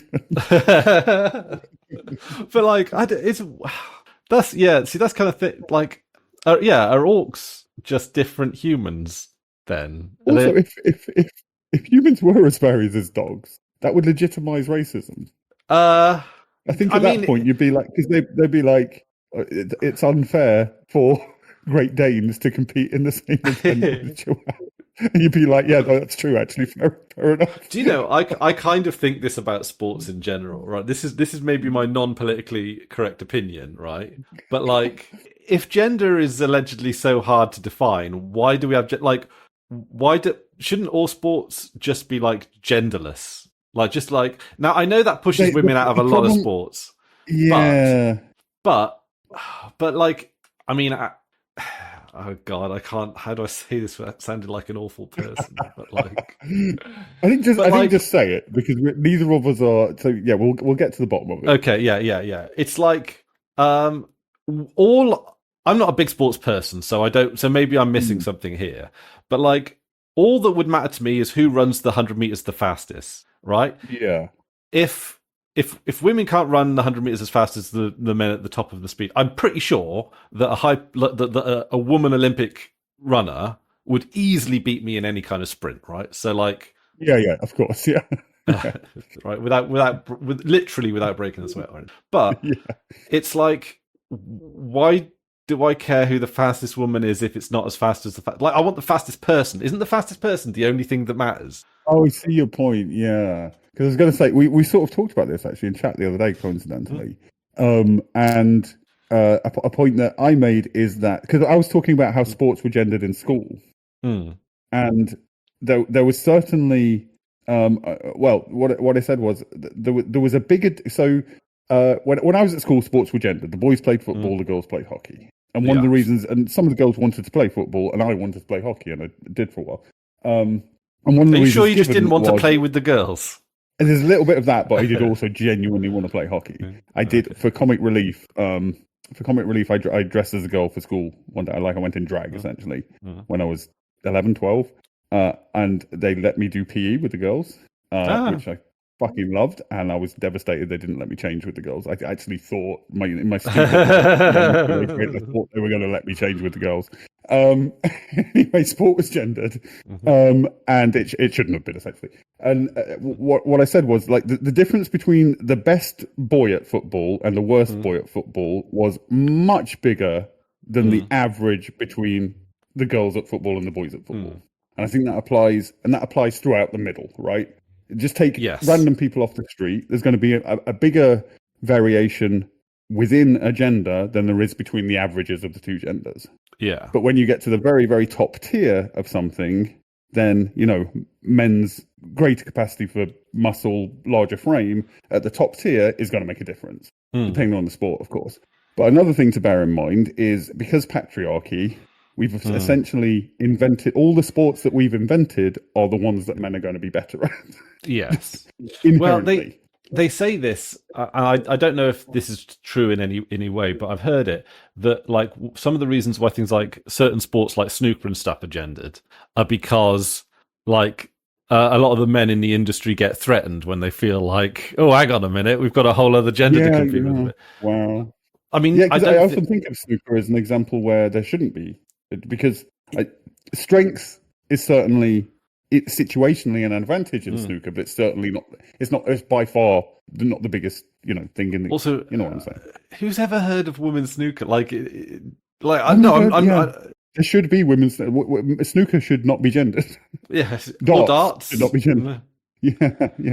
Yeah. It's. I think that we need to be. I'm not entirely sure that football needs to be. I mean, I know that we would definitely favour men. Yeah. I mean, the problem is at that top level that those generalised physiological differences would mean that. I think there's been sort of experiments in tennis or publicity things in tennis where like a 20-year retired ex tennis player who got to like a mid top tier level would take on like the top tennis player of the day. And would beat, woman tennis player of the day, man in the first case, and they would beat them.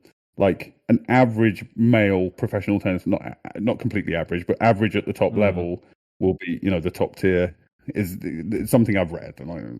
Yeah, sure. I mean, generally speaking, I'm kind of anti-sports anyway. Like for the most part, yeah. That's not necessarily to say anti-world record. I'd be interested to see who's the who could run the fastest, who could jump the highest, who could But like I don't know, it doesn't seem like it seems like we put a lot of energy into it, and like we base cultural shit around it when really like can't we do that but with things that we cooperate with rather than things that we compete with? Like I always felt like whenever there's a charity drive or something like that, like so. Do you know the blue token scheme in Tesco? No. Okay, so if you spend like a certain amount of money, I don't know how much it is, they give you a blue token and you get to put it in one of 3 like charity boxes or 3 like cause boxes. Or rather, you have to choose the 2 that are undeserving. Or the 2 that are undeserving. And if I ever see like a children's gardening club or something like that, I will always put my little token in. It's usually like a child's play thing or it's usually something to do with school or whatever. Because I always felt like when I was at school, we wouldn't like if you were an outdoorsy kid, you had to kind of do sports. Otherwise, that's the only outdoorsy thing to do. Yeah. Whereas gardening, very useful skill to have. There, like it even suits the world of capital, if you think about it, right? Because we do have landscape gardeners and we do have things. So, like, there's no reason why you shouldn't have gardening and gardens. In my high school had a school farm where you could literally work on the farm. That was a lesson you could do. I can't remember what to call it, agricultural science or something. But yeah, you went and worked on the farm, including they had a lot of turkeys, and at Christmas. Certain children would be selected to slaughter the turkey. Oh, that's a life lesson for school, isn't it? Well, the problem with that is I never did that. It would have traumatized me. But there was classrooms that were very close to it, so even if you weren't doing it, you heard it. Oh dear me! I mean, we should know where our food comes from. Your food comes from, not mine. Absolutely, I don't. Yeah, I think every school should have something like that—a little school farm. You get to grow crops. Yeah. It is better than half of like. Sorry, Ghosty, but my French, right? I spent a lot of time learning French. It is A, shit, and B, like not that many use cases scenario for it. Like I spent how many? So when did I start French? I did, like 4 or 5 years doing French. And my French is at the level where I could just about get by at a shop. Like, I could not have a conversation. I mean, I sometimes speak French to Ghosty just sort of as a joke to, like, demonstrate how the limits of my French. And it really is like, I want this. Where is X? And that's pretty much, that's it, really. Où est la bibliothèque? Yeah. I was going to say how much does a ham cost, but I can't even remember that. It's, yeah. Je voudrais du jambon. Well, also the French have very little patience for bad French. They're just like, oh, speak in English, dickhead. Like, come on. Yeah, just say English. Yeah, Just... we all speak English. Don't worry about it. But so in terms of the sports, you kind of want to go back to like I think I've read a couple of times about the first, like the early modern Olympics, which was it like 1912 or something like that, when or 10 somewhere around there when they started doing the modern Olympics. And in the first few Olympicses, they had flower arranging, and I swear like doing puzzles was an event or something like that. Like they had stuff like that, and I would love if the Olympics went back to that kind of thing. Not I'm not saying only like have sports as well, but also just have like crochet, just like hobbies, sports and hobbies. That would be really cool. Yeah, I mean, I think we should redo the Olympics where what we do, we pick a project, a civics project for one of the countries, and then all the countries sends its best best people to go in and just complete this civics. Done. Yeah, and ideally like from a country that could really use it, like we'll do a big I don't know, build a big infrastructure project, Pan-African highway. Let's do it. Yeah. That'd be great. Yeah, I like that a lot. Yeah, or just a but also really big tower. A tangent from hobbies of sports. Have you seen Professional Tag? No. Okay, just get on YouTube. You only need to watch like 20 seconds. Just get on YouTube. Just like Professional Tag. It's amazing. Okay, right. Professional tag. All right. Should I link a video so we're watching? Oh, it's okay. Yeah, go on then. Yeah. Okay. I've got. Okay. There you go. All right. I'll mute mine. Okay, here we go. Professional tag. Right. Athletes ready! This is Wade. Oh my God. Wade Thomas. Looking to chase down Orlando DeVoe, and here we get to see the skills this young man has. He's already sent his chaser one way, and look how the most intense chasers from WCT5 UK. Under the ridge, up onto the mountain and over the top, and just flings himself through the tilted tube. It looks so easy. It looks great, right? It looks really fun. It looks almost unstoppable. That is amazing. Yeah, that's like competitive parkour. yeah. But I love that. I love taking children's games and you can have competitive. What's the time, Mr. Wolf? Isn't that just Squid Game? Oh, that's amazing. This is one of those things that I discovered and lost an entire afternoon to just watching professional tag videos. It's amazing. Oh man, it reminds me of when I watched. It was like medieval tournament stuff, but like I think it was like in Ukraine or something. So I'm guessing they're not doing it anymore. But they like had battles, but with like real gear and real armor and stuff. It was kind of like battles. You mean like numbers of people on both sides? Yeah, a number of people on both sides. Yeah. No, yeah, like it looked brutal. Like people getting conked on the head, they were like blunted axes, but they were still like still, yeah. No, if you're in armor, yeah.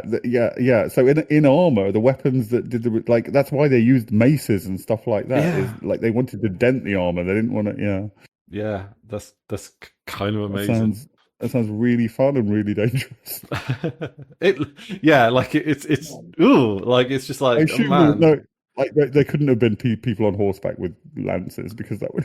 No, I don't think there were. I think it was just like foot soldiers, shields, line of defense. Do you know what? If I were a billionaire, I think I would like. If I were an evil billionaire, I wouldn't hunt people or anything.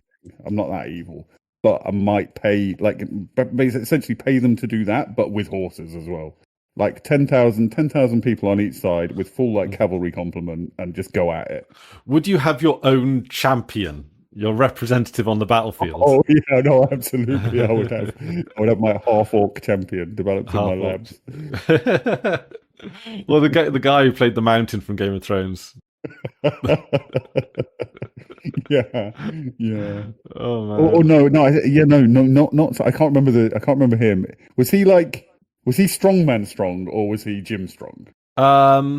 I don't Because know. when you watch like World's Strongest Men, when they're like running around with fucking tractor tires and shit, like they don't look like people in the gym. They look like fat men who also have muscles. Yeah. I saw those are the really strong people. Yeah, no, I saw construction workers versus gym bros like competitions, and like the construction workers always won.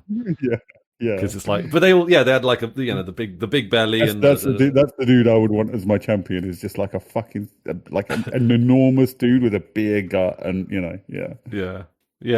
I absolutely I don't know, or a half orc grown in a lab, or a full orc grown in a lab. Well, you don't want to go to like a full orc would just it'd be him versus the army, and he'd win. Really? Give them a chance. Half orc, make it fair. Half orc. There's got to be some sport in it. I always kind of feel, and I don't want to sound a bit like bigoted when I say this, but like if it was a full orc, he might not be like entirely loyal. Like that might be right. I'm not saying that he won't be. I'm just saying that there's like a risk that, like, at least having a half orc means he's got one foot in the human camp. Is that nature versus nurture? Nurture? Is it nature or nurture, Chris? Yeah, but it's a bit like you can't train cats. I mean, can you? That's a different speed. Yeah. So that's one of the problems with the, and we're skirting on like racism. Yeah. Okay. In a fantasy setting, I think this is a thing that's come up recently in like tabletop game, or in the sort of mainstream of tabletop game like D&D and stuff, is them starting to be uncomfortable with them having races in those lands who have, and they've moved away from it, who have specific traits. Orcs can only get to a certain level of intelligence compared to whatever. That's what they used to do, and they've stopped doing that now because that was seen as racist, which I think is kind of fucking silly, because unlike with humans, these races do actually have differences of capacity. Like that's kind of the point of them, and they were never an analog for human races. That was not the intent in the first place. They might narratively fulfill that role from time to time, but that was never the point at their inception.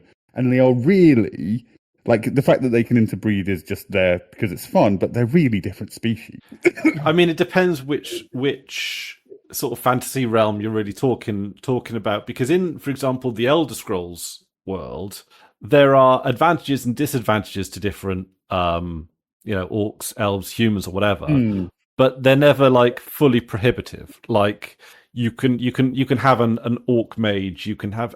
There are some lore and cultural things that they throw in. For example, Red Guards or the Red Guard culture are not too fond of, I think, illusion and conjuration magics. They consider them to be like deceptive and evil, like inherently. I don't think that means anything more than that. I don't think it's like.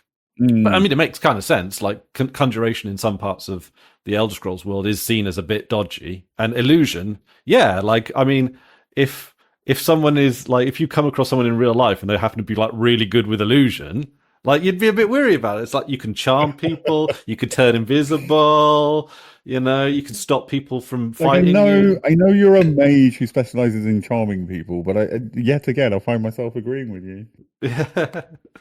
Yeah, exactly. So it's like I would be, I would be very skeptical of illusion in that instance. But so there's obviously value there. But like, that's the Paul quote for the episode. You know that thing they do in like podcasts where they put like one little bit of the interview right at the beginning, usually with a black and white filter, and then they kind of like I'd be very skeptical of illusion. But so yeah, I mean, I don't know, because I think sometimes, like, I don't know, it's a complex sort of road to travel, because it's like, even though, like, they're analog for different species, really, and maybe the reason why you don't sorry, I wasn't saying that they were an analogy for different species. I'm just saying in the world, they are so distinct. Yeah.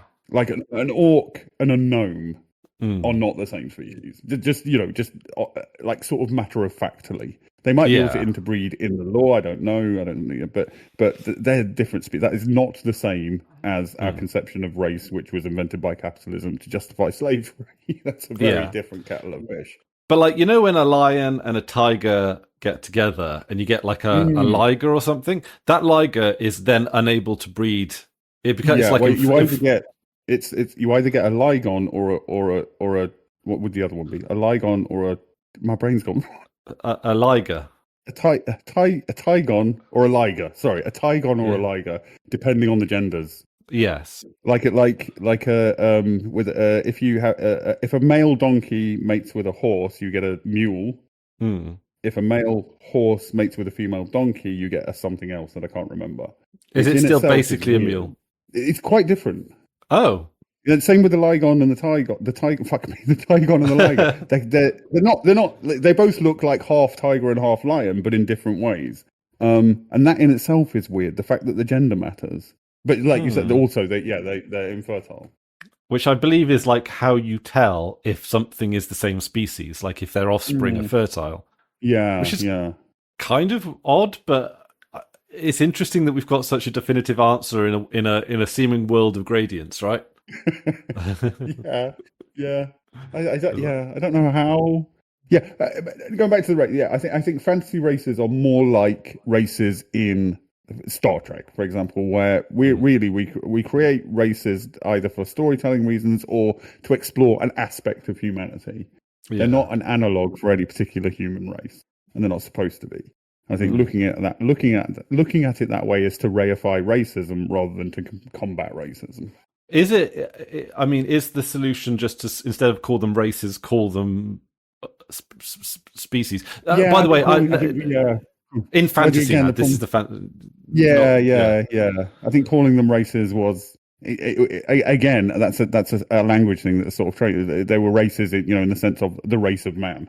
Yeah, as they would have sexistly said in the past. Not races, as in yeah, I suppose. But then doesn't this doesn't one sort of flow over into the other, right? Like, art imitating life, life imitating art kind of thing, where like, okay, if we came up with like a new term like a tranche, right? So well, hang on for a second. Because we had Neanderthals, didn't we? Neanderthals and Denisonians or something like that. I think the Denisonians thing is we've recently realised that more of our genetics comes from Denisonians than we thought. That name's wrong, isn't it? It's something like that though. And also Neanderthals, yeah, they were different. Were they different species or subspecies? I think maybe they were subspecies rather than species because we interbred with them, and blah blah blah. I don't know. If we bring back Neanderthals, what's the rules? Yeah, because then that is bringing back Neanderthals would be how racists imagine races work. That would be then they do actually have on average different capacities. So that would be. Would they get a bus pass or something? Like, well, we got on with it. Like they were. I think it's one of those things where like it's what we know about them in terms of their like intellectual capacity and stuff is based on brain measuring, which always gets us into trouble when we do it with. But yeah, as far as we can tell, they were. They had. I think they had technology. We sort of intermixed with them. I'm talking about things I don't really know enough about. Yeah, and also like they didn't have to learn about taxes and stuff. Do you know what I mean? They're even the smartest minds of the caveman days were working at a much lower level than what we have today, right? Well, not in terms of their intellect. Their intellect was exactly the same as ours. That's just technology, right? They didn't have. We have. But we live in a world where we value intelligence much more than they did, right? Like, for example, they didn't have schools. Do you mean it's just different? Having humans, to the best of our knowledge, humans haven't got more intelligent since 100,000. Well, whenever humans popped up in the first 100. I mean, our brains might not have got smarter, but like when you learn stuff, like your brain gets like stronger, it gets more tracks in it, and becomes more like intricate. Yes, but they would have been learning stuff. They would have, wouldn't they? Yeah, stuff that we don't know how to do. where the food is, and where the food is, how to track it, how to make a trap, how to weave it out of we're more technologically advanced, but that's really the only not really, that is literally the only difference. This reminds me of the guy, the meme of the guy that goes back in time. He goes, "Oh, I wish I could go back in time. I'd be a god to these people." And he goes back and he's like on the Sermon of the Mount, and then someone's asking him, "So how does this electricity work, my lord?" I don't know. yeah. We could describe all the things that our technology has accomplished, but unless even if you're what, a PhD engineer. Some specific kind of engineer, you can describe exactly how your field works, but then they're like, and how does an aeroplane engine work? I don't know. I mean, to be fair, an engineer could at least probably build a bridge for the cavemen people. It depends what kind of engineer. Oh yeah. I got to be honest. I was introducing Rosie to the bridge builder the other day, and we were having quite a good time with that, just like working. Sorry? Bridge builder. I think it's Bridge Constructor. Oh, the basically game, the game. Yeah. And we were having a good time, like working through that together a little bit. And hang on, I lost my thread there now. Anyway, I'm going to make tea. So. But bridges, kind of like, I don't know. I kind of think that they're the smartest thing in the world, right? Like, if you ever drive over one of the 7 bridges and you're just like driving across this like massive piece of architecture, which isn't even that big compared to like other big bridges and other big bits of architecture. But it's for our foreign audience, when Chris says driving over one of the 7 bridges, it's not that there are 7 of them. It's bridges over the River Severn. Yeah, thank you for. Yeah, I just think like I have 7 bridges. In Britain, we have 7 bridges. But we like one for each kingdom. Every single time, I just get a little bit awestruck by like, people made this. This is kind of amazing. Yeah. I could never make this. It's like a I remember demonstration. as a kid, a couple of times we went to Anglesey, and there's a fucking bridge to Anglesey, like a really long bridge. And as a child, I was where do you start to build that? How do you put the middle in place? It's amazing. It's got like that's got to be where some of the smartest minds in the country are, right? Like building bridges like that. But in terms of playing bridge building games, it really does come down to triangles. Basically, I want to put take people from a culture where they don't have like bridges and stuff, and put them both down in front of the game and tell one of them about triangles and not the other. Because as soon as you know triangles, those games are much easier. Yes. Like if you didn't know triangles, that game, you'd be very bad at that game. Does anyone know why triangles are so strong? Is there like an inherent? I mean, it's just the physics of it, innit? You press down there, and it's supported by 2. Yeah, no. I mean, again, this is that if we could travel back in time. So why are triangles stronger? And we'll be like, no, it's because you know what? I'm not sure. Tell us more about this color purple.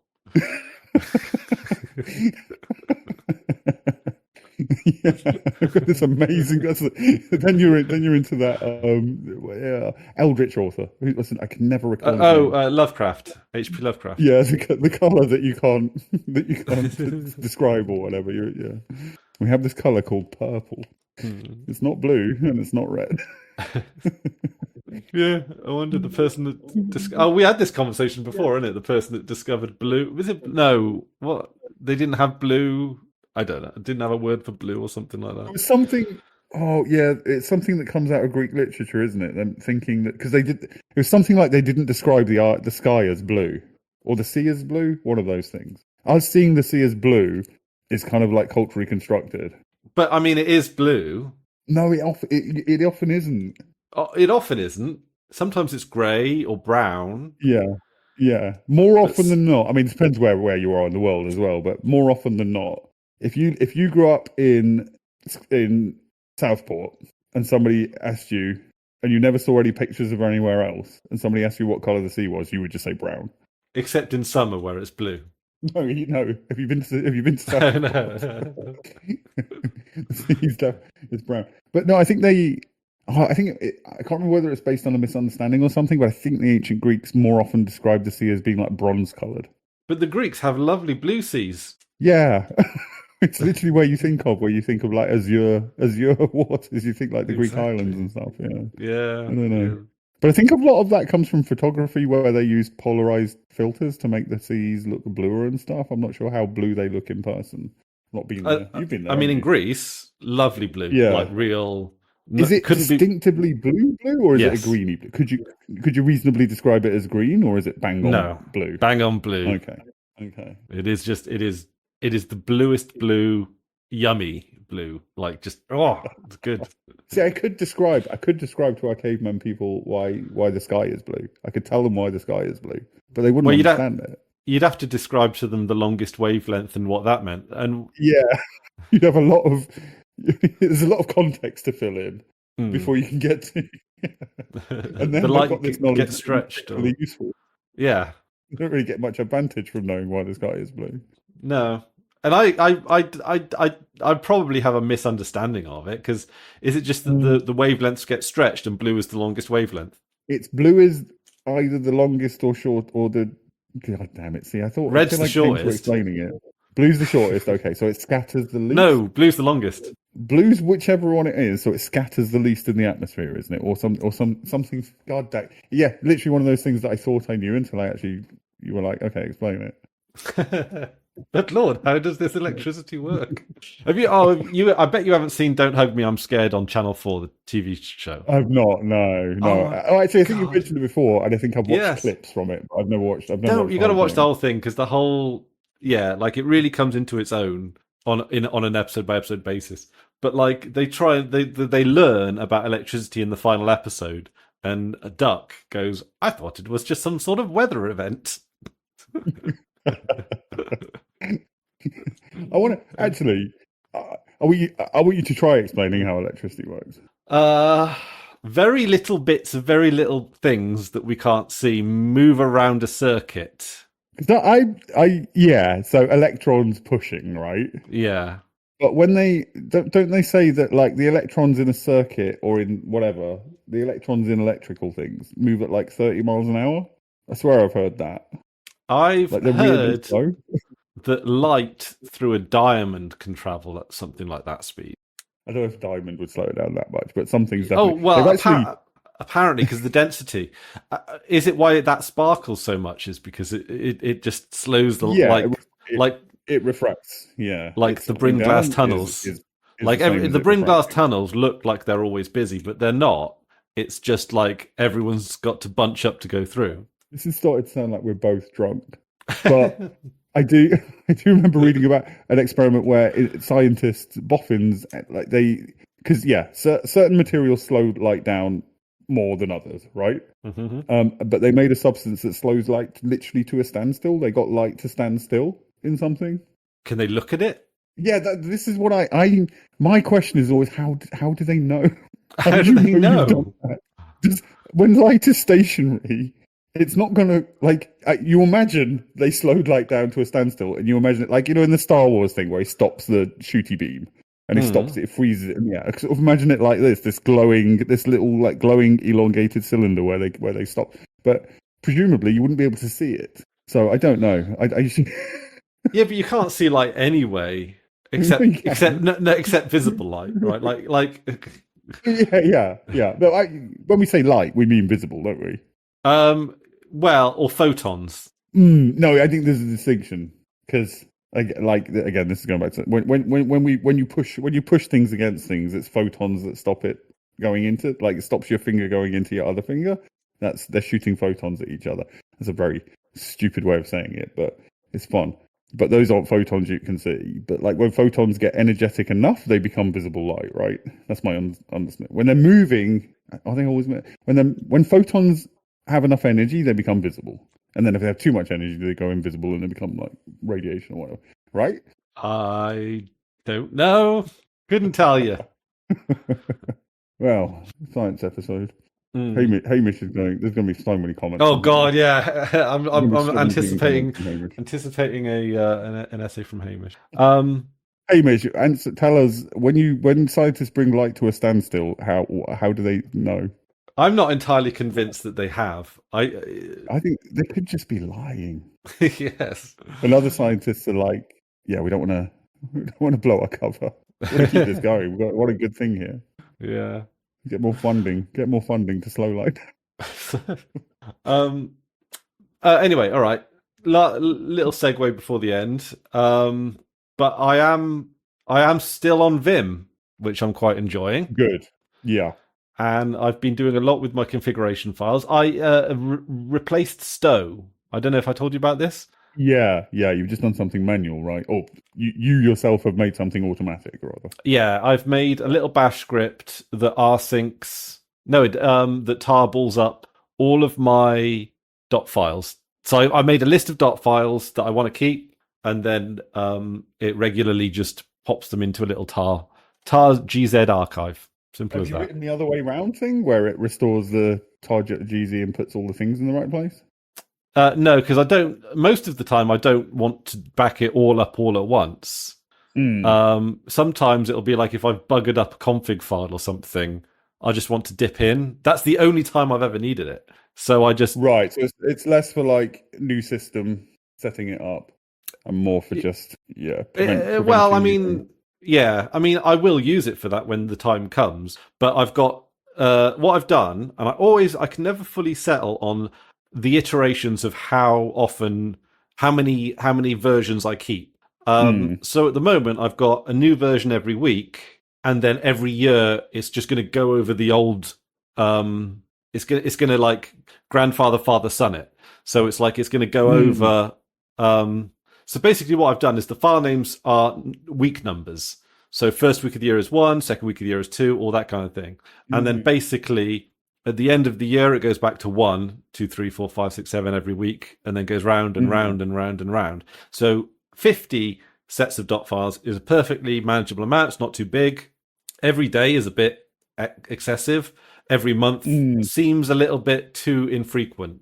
Like, I was talking about this with Wing because a lot of us, like, I use Git predominantly for backing things up, which is kind of silly. Like, we do that because the tooling around it is really good.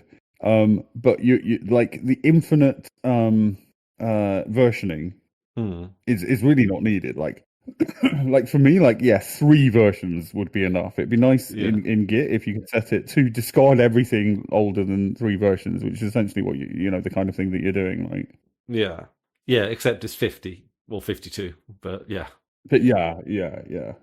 Because sometimes there'll be something that I want to go back a while. I don't think there's ever been a time when I've wanted to go back further than a year. To be fair, I have a few times when I'm like, that script that I deleted 2 years ago will be useful now rather than rewriting this from scratch. But that's my own fault for deleting things. But I've dipped back in for stuff like that. But it is very rare. Yeah. Yeah, and I've also got it hooked into a little backup script system where I back up most of my home files to an external hard drive that I keep plugged in. Also, one of the things I have done, I might do a video talking about my bash aliases because that I think I'm quite settled on what those are at the moment. But because I got a few things where I just type in backup or whatever, and it'll do everything for me. Like I just do it periodically when I want to. But it asyncs it. Do you have out of interest? How many aliases do I have? Let's see. You just cache your bat RC and then just type it to grep an alias and then WC-L. I've got 39 apparently. Hang on a minute. How do you do that again? I'll paste my command. Obviously, replace Zsche RC with bash RC. That'll do it. Okay. I'm much better than I used to at these kind of things, but oops. Yeah, a lot of it is practice. Yeah. But I'm well, you'll see how good I am when I do my bash RC. I've done the alias file as different. You done what, sorry? My alias file is a separate file. Oh, okay. You just cat that then. Aliases. I don't. Okay, sorry. No, wait a minute. What? I've got a lot of aliases I've forgotten that I've done, I think. Oh, it's not bash RC aliases. It's bash aliases. 35. Yeah. Okay. Similar. Yeah. I don't think I use most of mine. What I can do as well is if I do question mark I've aliased that to bat my. Do you know bat over cat? Yeah, I used Bat for a while, but then because it adds like line numbers and stuff by default. Because I think I installed Bat and then I aliased it so that I wasn't using cat at all. But then it fucks up scripts because scripts expect like the very raw stuff, and then I couldn't be asked fiddling with that, so I just went back to cat. Okay, I use Bat for because I like the color coding on it. It is nice, yeah. So I use it for human readable cat stuff, really. But I do question. If I just do question mark and nothing else in the terminal, it aliases up my bash aliases, which is .bash_aliases, and then it's just referenced into bash rc. So bash rc can do bash stuff, and then the aliases can just be the aliases. And then I've got no, sorry. It's wait. Question mark does what? Brings up my list of bash aliases. Oh, that's so because sometimes I will forget them or forget that they're there. Yeah. But if I remember, it's like, oh, I remember that. So for example, I've got some toot ones for Mastodon. So if I want to do toot-cw, that posts a toot through my account about my latest blog post. So I don't have to go It's just like it throws it up. Same thing with my PeerTube videos, and same thing with my YouTube videos. Like it's just like just do an alias, and it takes it from the RSS. And I use XML Starlet for the deciphering of the RSS. So cool. I've done an alias for detox so that it sets all my file naming stuff, so I can just run detox, and then that makes all my files lowercase with hyphens separating it. So that's good. It makes it nice and neat and easy. I've got an organizer. I got a little organizer suite. So I've got Cal, which opens up my calendar.txt on the line of my date of today's date. So I just type in CAL.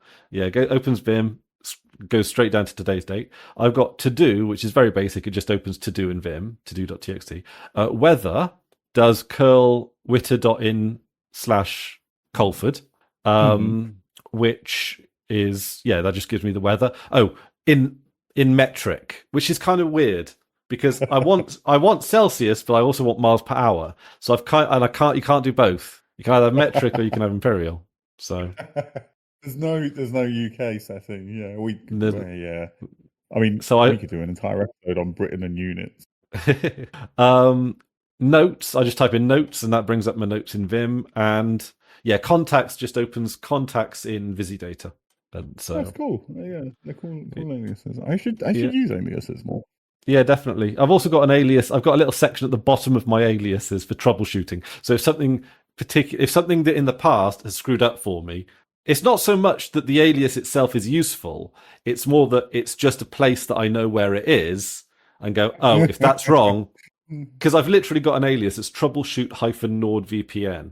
And if NordVPN, I think if it quits particularly ungracefully, it locks certain system files for security reasons to stop leaks and stuff. So that just sort of settles that down. I don't need to know what it does. Like I can work it out from like the command itself, but I don't need to know what it does. I just need to run it. So it's it could be a script. I had a similar one. There was a point when Proton, if a Proton game exited in a way that it didn't like, it would fuck things up. So I had an alias that was just like unfuck Proton, and it just killed all the wine processes and all that stuff. Yeah. So it's so I'm quite happy with my beta. Also, I've got my scripts as well. I've been doing a lot of bash scripts, but one of the things that I can classically never settle on: do I put .sh at the end of scripts? Is there like a rule or a convention for this? No. I prefer not. I think of specifically for things that you execute. I think of like the dot whatever convention as being like a very Windowsy thing. Everything the way you tell a file is executable on Windows is its .exe. Yeah. And we don't need that because we can set the executable bit and on the file system or whatever. And so I sort of lean into that, and I don't give them none of the programs that you use, ls isn't ls.c, they're all just their names, and I prefer that. Yeah, sometimes though I do feel that having .sh stops things from overlapping. Commands like, so if I install a thing like that, but my script, I've got how many scripts have I got? About 9. I got about 9 scripts. I got backup, two backup scripts, a clean script, a date that copies a script that copies the date to clipboard, a screenshot script, a status script, which is when I press that button, it gives me the time and all that bits. It gives me a Tutar SS script, which I don't really use, but it's a way that I can just toot. Oh yeah, it's like if I want to toot something from an RSS feed, I can just pop that in. And then I got a volume one because I don't have any volume stuff. So that one's I'm quite chuffed with that one actually, that volume one, because it's just VOL, but it's like it's a case thing in Bash. So if you do volume space up, it goes up. Volume space down goes down. Volume mute, it goes to 0. But then I attach that to key bindings, and then now all I can do is if I don't need any. I don't need a system tray icon or anything like that. Yeah, it's just piece of piss that is. And then it gives me a little notification, and gives me a little notification about what the current volume now is, because that's all you need to know. Then cool. Yeah. So when you raise or lower the volume, you just do it system wide. You don't do it per application or anything. Just system wide on the shortcuts. But then I do Meta and P to open what was Pulse Audio Mixer, but what am I on now? Pipewire. Oh, I guess the P still works. And it opens up a little terminal window with the use Pulse Mixer or yes, that's the one. PAVU control. Yeah, use Pulse Mixer, the terminal one. The terminal one. Yeah, it's nice, isn't it? I like that. Yeah, it's very. It's every bit as good as the GUI, but I really am avoiding like GUI tools now, to be honest. Yeah, you are leaning into the command line stuff is fun. Like, it is really fun. Yeah, you can tweak it. You can. I love writing scripts. I love discovering a new thing and being like, I should write a script for that, and then do it. It's satisfying. Yeah, but I just you just like other operating systems don't have that like DIY kind of. It's nice. It's nice to make your own things. Yeah, because it's like you look at how some people do stuff on Windows, and you go and like the amount of repetition and faffing that they just take for granted as part of the system. It's like, hang on a minute, you have to do Control V into a notepad, and then you have to switch the window, and then you have to open that, and and it's like you can take several steps out of that process. Like, I'm pretty amateur at all of this, but even still, like I've got a shortcut key, Meta and Y. It copies the date onto my clipboard because I use it for a lot. I use the date in a lot of file names. So it's just, and it's like, who can really be fucked to remember the date all the time? Like, not no one, but like a lot of people, even people that have very structured schedules and all that kind of stuff, don't necessarily know what the date is off the top of their head. Well, even then, even if you know the date, typing it out, especially in like an ISO format, it's awkward. Like typing numbers is awkward unless you do like data entry and you're very skilled with it. It's a bit hunty, and then the hyphens and everything, and it's when you want the date in a file name, you don't do like I might know it's like the 8th of September, but like when you're doing the ISO, like what numbers is that? we have to, as a society, change the names of the months so they make fucking sense. September should not be 09. October should not be 10.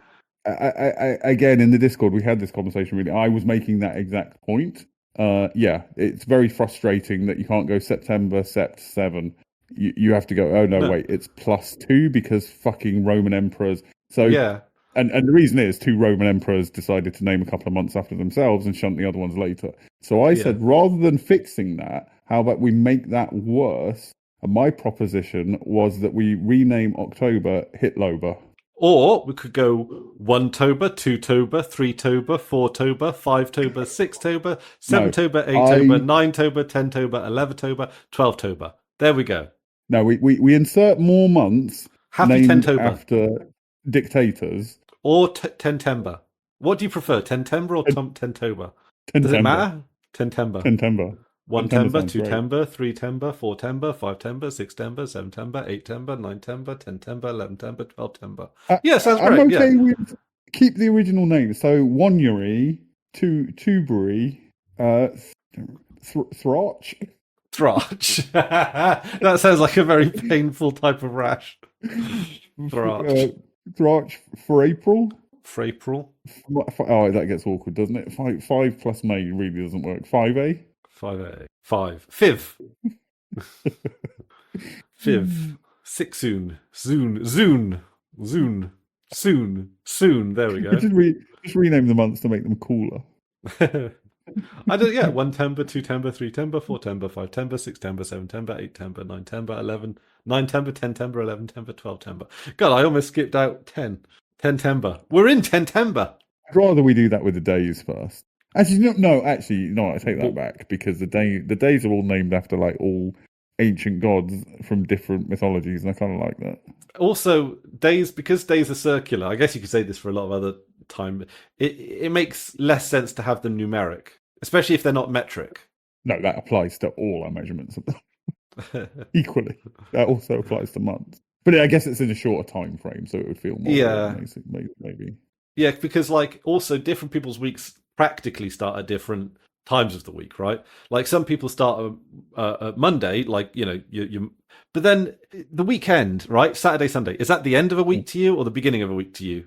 Or we had this discussion with Hamish, and he was this on a Space Virgins, or was this elsewise? Because this sounds like a Space Virgin.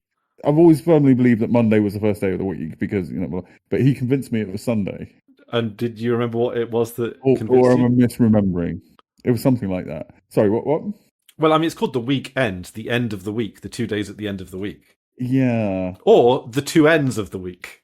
I think that was his argument, because he used a ruler and bent it to touch its own ends and said that's the weekend. So it's Saturday and Sunday are the 2 ends of the week. The bookends. The bookends, exactly. Yeah. Which, yeah, he convinced me. Sunday is the first day of the week. So you start, but biblically speaking, of which both you and Hamish are of biblical cultural heritage. I mean, technically, I am too, I guess, of biblical cultural heritage. Yeah, but Hamish, we reacted differently to it. Hamish has gone very staunch atheist, and I've gone omnist. Omnist, is that like no particular like vague?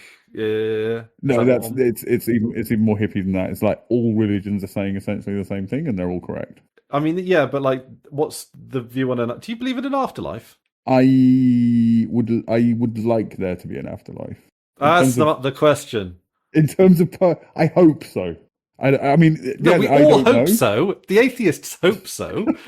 Atheists would love to be wrong. No, I don't think everybody does. I think some people just want there to be. They imagine the afterlife as like, you know, when you go to sleep and they want to be done. They want to break. Yeah. I'm fine with reincarnation, but like, I don't believe it's going to happen. To be clear, I don't think any religion is right about those like metaphysical details. For me, the thing that religions have in common is think of something bigger than yourself. Don't put yourself in the middle of everything. Think of your fellow humans as your brothers and sisters. You know, that communality, and that don't be self-centered. Think there's something bigger out there than you. We're all little pieces. We're all little divine things, and we should be nice to each other. Like that. Religion may be bad at communicating that at certain points in history, but I think that's the thing that fundamentally they all have in common, and that's I suppose that's more like the corrupting influence of politics more over anything else, right? Like like the church has always had some corner of power, and people that crave power will always seek to take hold of that, right? Like that's just any institution that has power in the mundane world will be in some way corrupt. That's what is it like the Ayn Rand's 3-legged stool, or am I mixing my conservative ideologies here? Where you've got the social conservatism. Is it like you got the war hawks, the God botherers, and the business people? They're like the 3 stools. And it's like, but all 3 of those institutions have different types of power. Very distinct, different types of power. You've got power over like people's sort of almost hearts and souls, spirituality. You've got power over their wallets, their ability to feed themselves, and you've got power over their safety. You know, it's like, you know, that's the three. Is it Ayn Rand, or is it like Reagan or Nixon or something? Like it's like that kind of. I can't remember, but it's that type of that bunch. Yeah, like it's because you'd think in a lot of cases, like God botherers and warhawks would not really have that much in common. You'd think they'd actually be quite against each other. No. They agree. They disagree on most things. Yeah, they just, and the God. It's yeah, and the God botherers and the and the corporatists, they'd be against each other because it's like rich man, eye of the needle, all that kind of shit. Like you got humble, you've got decadent on the other side, and then of course you've also got. I think in the idealized, like platonic ideal form, like yes, they disagree with each other. In practice, those people, I think, they agree on more than you would imagine, I think. Yeah, because also, like, the corporatists and the war hawks, in a lot of cases, should be against each other because war is often typically bad for business unless you're in the business of war. Right? Am I right? Which is why they're all in the business of war. Yeah, I think that makes sense. Which is why but I think it's, also, I think that's why American Protestantism doesn't I don't think they think, generally speaking, they don't think much about that rich man going through the eye of the needle. That's they ignore that bit and they think more about the other bits that, you know. But the thing is, the common thread of those three groups is that they all have power. So politicians, or, you know, should we say political schemers of sorts, will seek to unite those groups for the power alone. The ideology doesn't matter; it's the power that matters, right? It's always been very surprising that they've, you know, to everybody, that they stick together, because the two biggest groups there really are the religious conservatives and the business people. And the business liberals tend to be socially progressive. They don't really care what people do in their personal lives. Well, because that makes sense, because a lot of them like to enjoy their wealth, which involves a degree of liberalism. Yeah. You know, they also, you know, like that free marketism. They, you know, they think that, you know, the freer the market, the freer the peoples, and they want people. They like individualism. That's the biggest strain, I think. You know, they want people to live their true lives, and if you're gay, you're gay. If you're whatever, they don't care about that stuff. You know, historically, capitalism has had a vested interest in inventing and maintaining racism, but I think that's largely by the wayside now as well. So I think the business people are socially progressive, and the religious people are socially conservative, and how they managed to keep those two groups together for so long is kind of, I don't know how they did it. I wish the left had that much coherence. The left will split over the most minor disagreements. Sort of, yes, but also very quick. It's individualism versus collectivism as well. Yes, at least, yeah. So you're more of a collectivist. That is almost what you might call your religion, collectivism. That we are a people before a person, almost, or a people as well as a person. Yeah, I think so. Yeah. No, I mean, I'm of a very similar mindset, really. Yeah, I agree with that. I think individualism is important, but important in different ways to which it's valued by capitalists. Capital. Yeah, because the thing is, I was thinking about this the other day, right? Like, people say that they wear the clothes that they do, for example, as an expression of an expression of individuality and identity, right? Yet, like, all of our clothes are like made in a very centralized way. Unlike, of course, decades/centuries ago, where they'd be made by the guy at the end of your street or whatever, or even yourself or your wife or whatever. But like now, women historically would embroider their own clothes. They were literally the most individualistic. Yeah, exactly. But now they are mass produced on huge scales, and it's like wearing our clothes that we choose is less an expression of individuality and more of an expression of our collectivism, because society nowadays operates much more in a centralized way. Not completely centralized. There is obviously, you know, but like we're more centralized in a lot of different things, like supply chains, and even our thinking has centralized a lot more. And the internet's probably had its role in that. But then I don't know. I think since, again, there's something I was talking about with Shah the other day. I think since round about 2000, I think fashion is less of a thing than it used to be. And I was checking, because she's very young, so I was checking with her that this isn't just an old person perspective. But if you think like 50s to 2000, like 50s fashion was distinct. I could spot 50s fashion, 60s fashion, 70s fashion, 80s fashion, 90s fashion. Around about 2000, we just all started wearing jeans, t-shirts, and hoodies. And like, if you take an average person on the street from 2000 and an average person on the street from now, I'm pretty sure you couldn't tell them apart. I'm literally wearing jeans, t-shirt, and a hoodie. My hoodie has has buttons on it. So I think fashion. I mean, obviously the fashion industry is carried on, and there's still, there are things in terms of, if you're going out, like if you're going to a party or something. I mean, it's always applied more to women than men. But like if a woman is going to a party, you can probably tell the difference between what she get. Oh, that's very 2000s. You can probably tell the difference. But in our everyday wear, I think we've, because women as well, jeans, hoodies, t-shirt, or pantsuit, or it's become very uniform. And I think that's in, like, fashion has kind of gone away at a time when you would think it would be ramped up the most. But yeah, I mean, there are brands that have a lot of like ideological aspects to them. Like a lot of like, we source our cotton responsibly. We build for certain body types or more types of body types. Comfort. I noticed that there's a lot of brands that lean into comfort clothing. I think that's why we've settled on. That's why we've settled on jeans, and it's often, I've seen this in certain media. It's often ridiculed as grown men dressing like toddlers, which there's some truth to. But we do seem to have put comfort higher up than we used to, and jeans and your t-shirt it's practical and comfortable. Yeah, whenever like in the Welsh Assembly, they have a lot of people calling in from home. Like they do, like there's a lot of hybrid working now. So they'll be in the Welsh Parliament and they'll be like, okay, now we're going to hear from such and such, and then they're up on the TV screen in their living room on a Zoom call kind of thing, and they'll be wearing a suit, and it will just be so odd to me. You're wearing a suit in your own living room.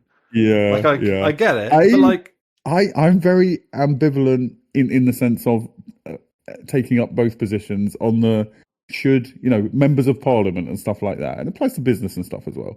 Like should they dress in the way that socially signifies, like, taking this seriously, dignity, the suit, taking this seriously, dignity, respect, or should we say fuck off to all that and just be comfortable? And I don't really know which. I think there's something know which way. Like there's something to the idea of this is a place that's a little bit elevated. It should be at least a little bit elevated, and I don't know. Because doesn't everyone cringe a little bit when you see a cop in a baseball cap?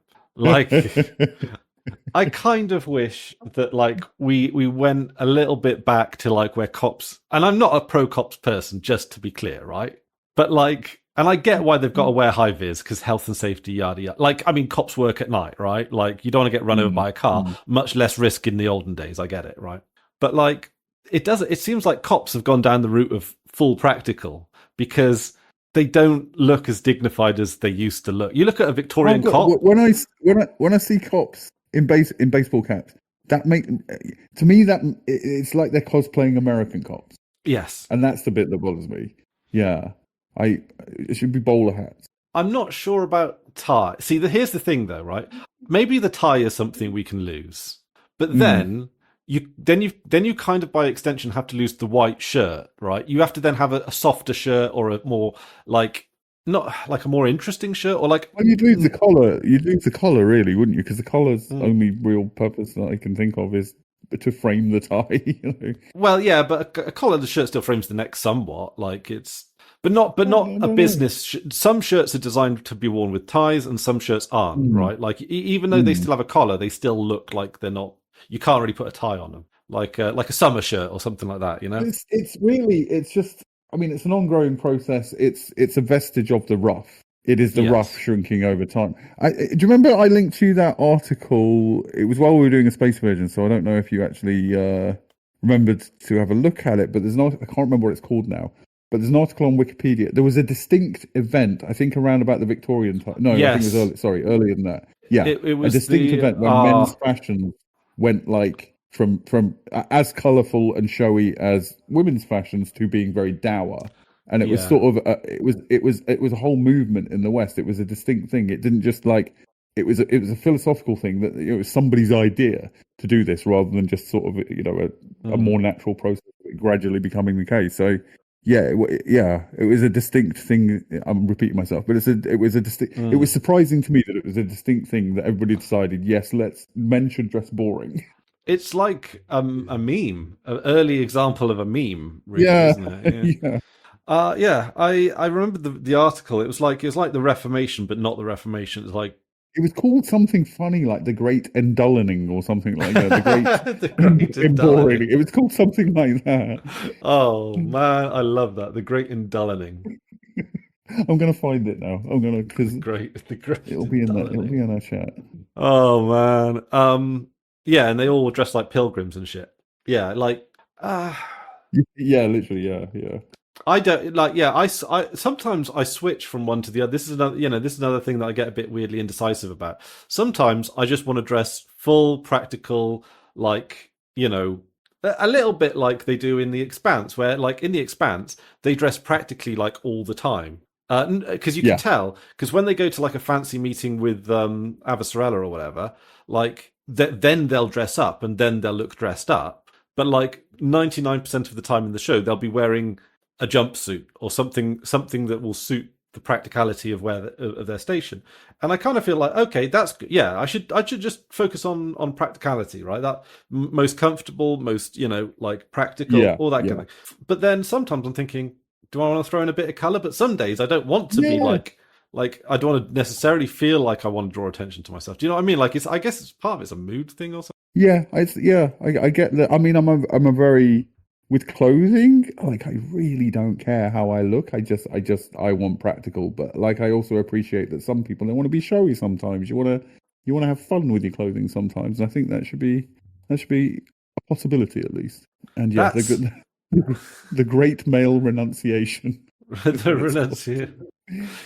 To be honest, like if men dressed like what I'm looking at now, so for the listeners at home, I'm looking at a man who's wearing a red, what can only be described as a men's dress he's wearing tights, he's wearing shoes with metal bits on that look fancy. He's got ruffs around what's the ruffs around the There's no there, isn't there? I can't remember the cuffs. The cuffs, rough cuffs. Okay. The rough cuffs. He's holding a hanky. He's got a like blue bow around his neck with another rough like cascading down from his neck. He's got hair like mine when it's at its longest, but it looks wiggy-ish, like a judge's wig. Definitely a wig. Yeah. Oh my god, why do our judges wear wigs? Like, come on, isn't that one of the things? Because we paused it at a certain point in history and said, yes, this is what judges look like now. That's one of the things I genuinely think we should modernise. Is like let judges just take the fucking wigs off. Exactly. I on the one hand, it's another thing I'm ambivalent, but I kind of like it. We should take the monarchy out of it and all that stuff. But like, I don't know. It looks distinct and weird, and that's interesting in itself. And like even barristers, right? Barristers in a crown court have to wear the wigs. That's kind of insane to me. Yeah. that like you're sentencing people in that room are often at the lowest point of their lives, right? You're dealing with like super serious matter, right? I hadn't thought of it like that. He literally comes in dressed as a clown. Yeah. Oh, and you're getting sent down by a man in a soiled wig. Like, okay, new rule: only cosplayers are allowed to be barristers. Oh. They get 15 minutes before they do their opening statement to talk about. And don't get me wrong, like made. there are some things like one of the big indullening moments of recent British society that I feel has really not been addressed is and it's probably too late now. Telephone boxes. They used to be the proper red ones that used to feel like you were going into another piss-stained world when you got into it. They always smell of piss. Always. And then BT started replacing them with those fucking glass things. The American style ones also, where it's like a pole and then just something that's like around you a little bit. I don't like those. I wouldn't like them, but I get why. Like the piss doesn't enclose you in so much. Like, well, I think people wouldn't piss in. I think it's just being enclosed. I think that's I think it's something deep in our mammal brains where when we piss, even when we're drunk off our fucking faces and holding a bag of chips, when you piss, you want to be enclosed. It makes you feel safe or something when you're at a vulnerable moment. The predators aren't going to get me in this phone box. I genuinely think it's Predators aren't going to get you in the phone box. Oh dear me, sweet summer child. It's because you go in a phone box or in a corner, or like just walking into a field and pissing in the middle of a field would feel fucking weird. I do that as a point of protest, really. If I'm pissing outside against your mammalian heritage, exactly. It's just be like I remember this being in One Foot in the Grave. I think it's One Foot in the Grave, where like where Victor Meldrew just goes for a piss, and then his wife is like, "Why does he always have to be up against something?" Well, exactly. Yeah. It's that's deep. Dogs do it deeply rooted.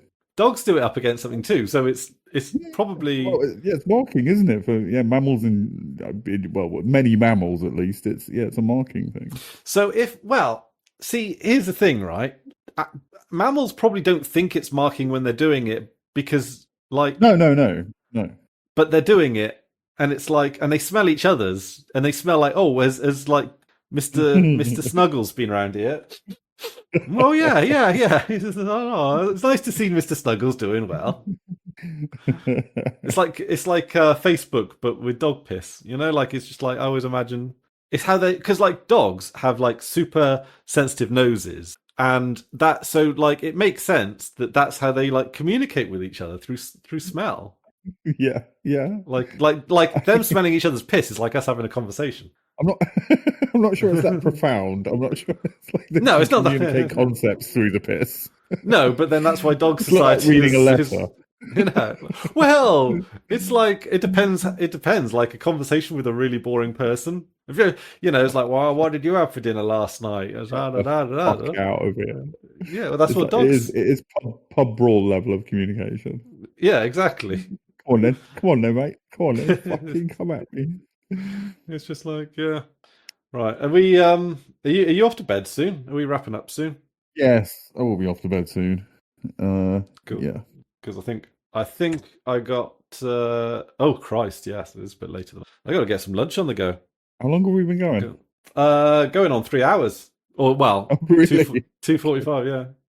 Okay. So anyway, the thing is, we've tested this out. Honestly, since we have the visuals up anyway, I guess it's probably not really that much different than if we just did it with video. But I kind of like the idea of doing it on a more like. I think we should see what people say.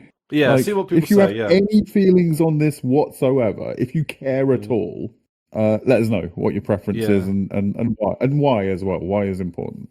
Yeah, because the thing is there is a hidden option C, but I don't want to do it, which is on the Feddy do sound and then just bung up the audio, bung up the video on YouTube. But I don't want to give YouTube the priority like. Yeah. Do you know what I mean? Like I don't. No, No, I think that's. I see the logic of that, but I don't think we should do it. I mean, option D is we take this on the road, as in go live every time or something. Yeah. So the live people. Oh. No, I mean literally on the road. Like we go to venues. Yeah. You have to put me in a box and knock me out, B.A. Baracus style. I mean, option E is we do live performances, but only for very, very rich people who pay us to perform personally in their houses. Considering how anti-rich we tend to be, we're going to get thrown overboard for it. We will murder them and take their yacht.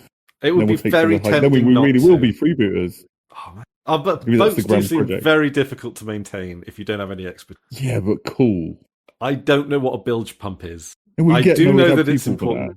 Okay, if you have anyone listening, if you happen to have any maritime expertise, just like let us know. You'll be the captain, partly just because you fucking look the part. Like, how could you not be the captain? I'll be like the first mate, and then we'll have people for doing the scut work. Why do I look like a captain? You don't think you've got a pirate captain vibes? Do you not? You could wear what's in that picture minus the wig and be like, with a cutlass or a rapier. You've got the beard though. I mean, I could grow the beard out. Yeah, I don't look like pirate though. I look like you kind of do. Slightly unwell uncle who smells of raw meat and cigarette ash. I don't know. Maybe I'm like the youthful, energetic pirate, and you're the old the old sea dog. The old sea dog. Yeah. Do you know? I knew a guy who captained in the Merchant Navy, and he literally looks like Uncle Albert. My granddad was in the Navy in the war, and then the Merchant Navy after the war because he fucking loved it.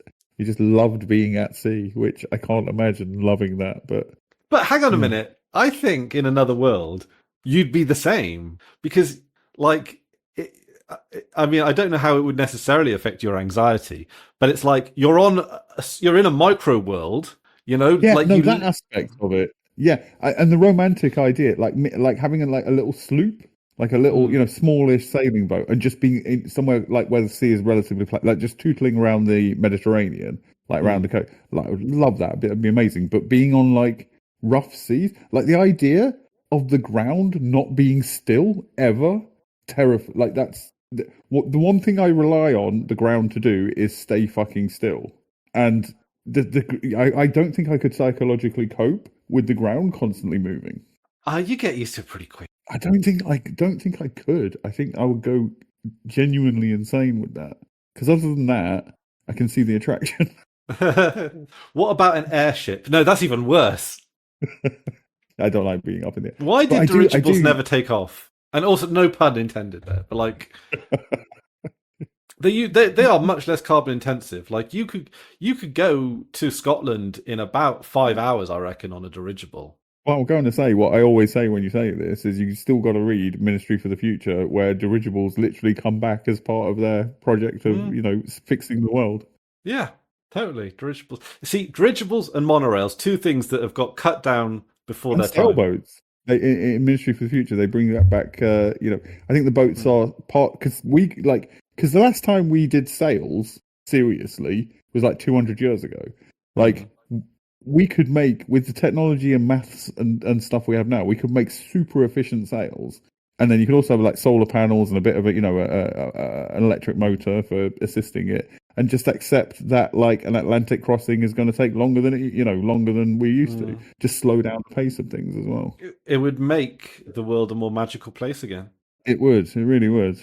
Yeah. I can't believe there are people in this world that semi-commute to America, right? Like, people that go over there for a meeting or something. Yeah. Like, I remember watching a video of someone that went over to America for something for 3 days, and their plan was to not change their sleep pattern so they wouldn't have to deal with jet lag there and jet lag back. I think it drifted a little, but on the whole, was a decent idea for them. I've got an American friend, no names mentioned, who belongs to, like their family is like quite middle class, but very very Democrat liberal middle class, very very environmentally conscious. They do care about recycling, care about buying organic food and all that kind of stuff. Gone on many demonstrations, climate demonstrations and stuff, and they fly probably 10 times a year, which is insane to me. Like, what did you not see? Yeah, but also you got to look at that from the vegan perspective as well. Like, it's a lot more environmentally friendly to go vegan. Like, I think that's more complicated than people present it to be, but it certainly is true that it is more. Yeah, it's less carbon intensive. Yeah. Yeah, I mean, also considering the fact that the vast majority of like crops grown is for animals, like 80% or something crazy like that. The problem with it when it's studied is that I think many of the studies only take into account the calorific content of the food, like how much energy do you get from this food versus so then the most efficient thing to grow is like, I don't know, it's not corn, but like say it's corn, and that is like hundreds of times less efficient than beef. But beef, you can literally live on beef. You can eat nothing but beef and be very healthy. If you only eat corn, I don't know about that. You'll die. No, you will. It's literally made out of what we're made out of. No, this is very simple science that I've seen debunked a million times. Like, it's also, but you don't get like the entropy just doesn't work. The entropy? What do you mean? The entropy, yeah. The like you don't get more than you put in. You don't get more out than you put in. No. I'm not saying that. But like you. The point being, anyway, regardless of whether you can or cannot live on beef, you certainly can't live on corn. No. You will die very quickly. So, and when you compare actually what humans need for a balanced diet then it tightens up. Like meat is actually quite efficient for giving us, like it's very rich in the vitamins, minerals, what is it, the amino acids, all that kind of stuff that we absolutely need. Whereas most vegetables are not. So to grow all the vegetables that you would need, the most efficient vegetables that you need to have a balanced diet, it gets closer. It's still better than the meat, but it's a lot closer than when you just look at if we only grew wheat? Yeah, but there's a lot of bad science in this realm. A lot of stuff gets debunked. It's not. Yeah, no. You've sent me stuff before that I've looked at, and like other people have analyzed it and sort of realized that it's not. There's a lot of stuff. There's a lot of pro meat bias out there that sort of presents a lot of that kind of stuff that's not true. There's also a lot of stuff like when people talk about marginal land, for example, where it's like, well, this bit of farmland couldn't be used to grow crops, ergo it's better if we put animals on it. And that almost always ends up being a bit kind of not true, because animals still cause a net, or farm, agriculture still causes a net harm to the environment as a result of that land use. I mean, that depends what you're comparing it to, but yeah, the logic of that is fair. Yeah, I mean, the idea that every piece of land has to be farmed rather than farming. I mean, rather than doing stacked greenhouses and stuff. Why do we need to farm every land? But I mean, there certainly is a lot of meat bias, but also the sugar industry has a lot to answer for in this. Oh well, for sure. Yeah, they've promoted the idea that fruit is healthy. Well, I mean, yeah, I mean that's more moderation, balanced diet, that kind of thing, isn't it? Berries are nice. They taste good. Yeah, they're pretty low in sugar for the most part. I mean, yeah. I mean, there's a lot of sugar in a lot of things. We've got to be careful about that for sure. Also, bread. Yeah, but bread's good for vitamin E and stuff. Do I mean E or D? Maybe I mean D. The one I don't get because of something. Yeah, D. D. Is bread good for vitamin D? I didn't know that. I believe so. Yeah, and dairy is for vitamin D. Yeah, I believe so. Let me check whether I'm remembering right. Yes, bread's good for vitamin D. Yeah, there we go. But I mean, bread is almost it's so energy intensive. Energy intensive. Is that the right word? It's carby, basically, is what I'm saying. Yeah. Yeah. So because I know that a lot of diets I don't want bread taken away from me though. Well, it tastes good, but I mean, it's one of those things I try and keep an eye on. But right, should we wrap it up there? Yeah, on bread. On bread. Cool. But anyway, yeah, folks at home, let us know how the audio only works out, because it's file size, general accessibility, general sort of footprint of the internet space and all that kind of stuff.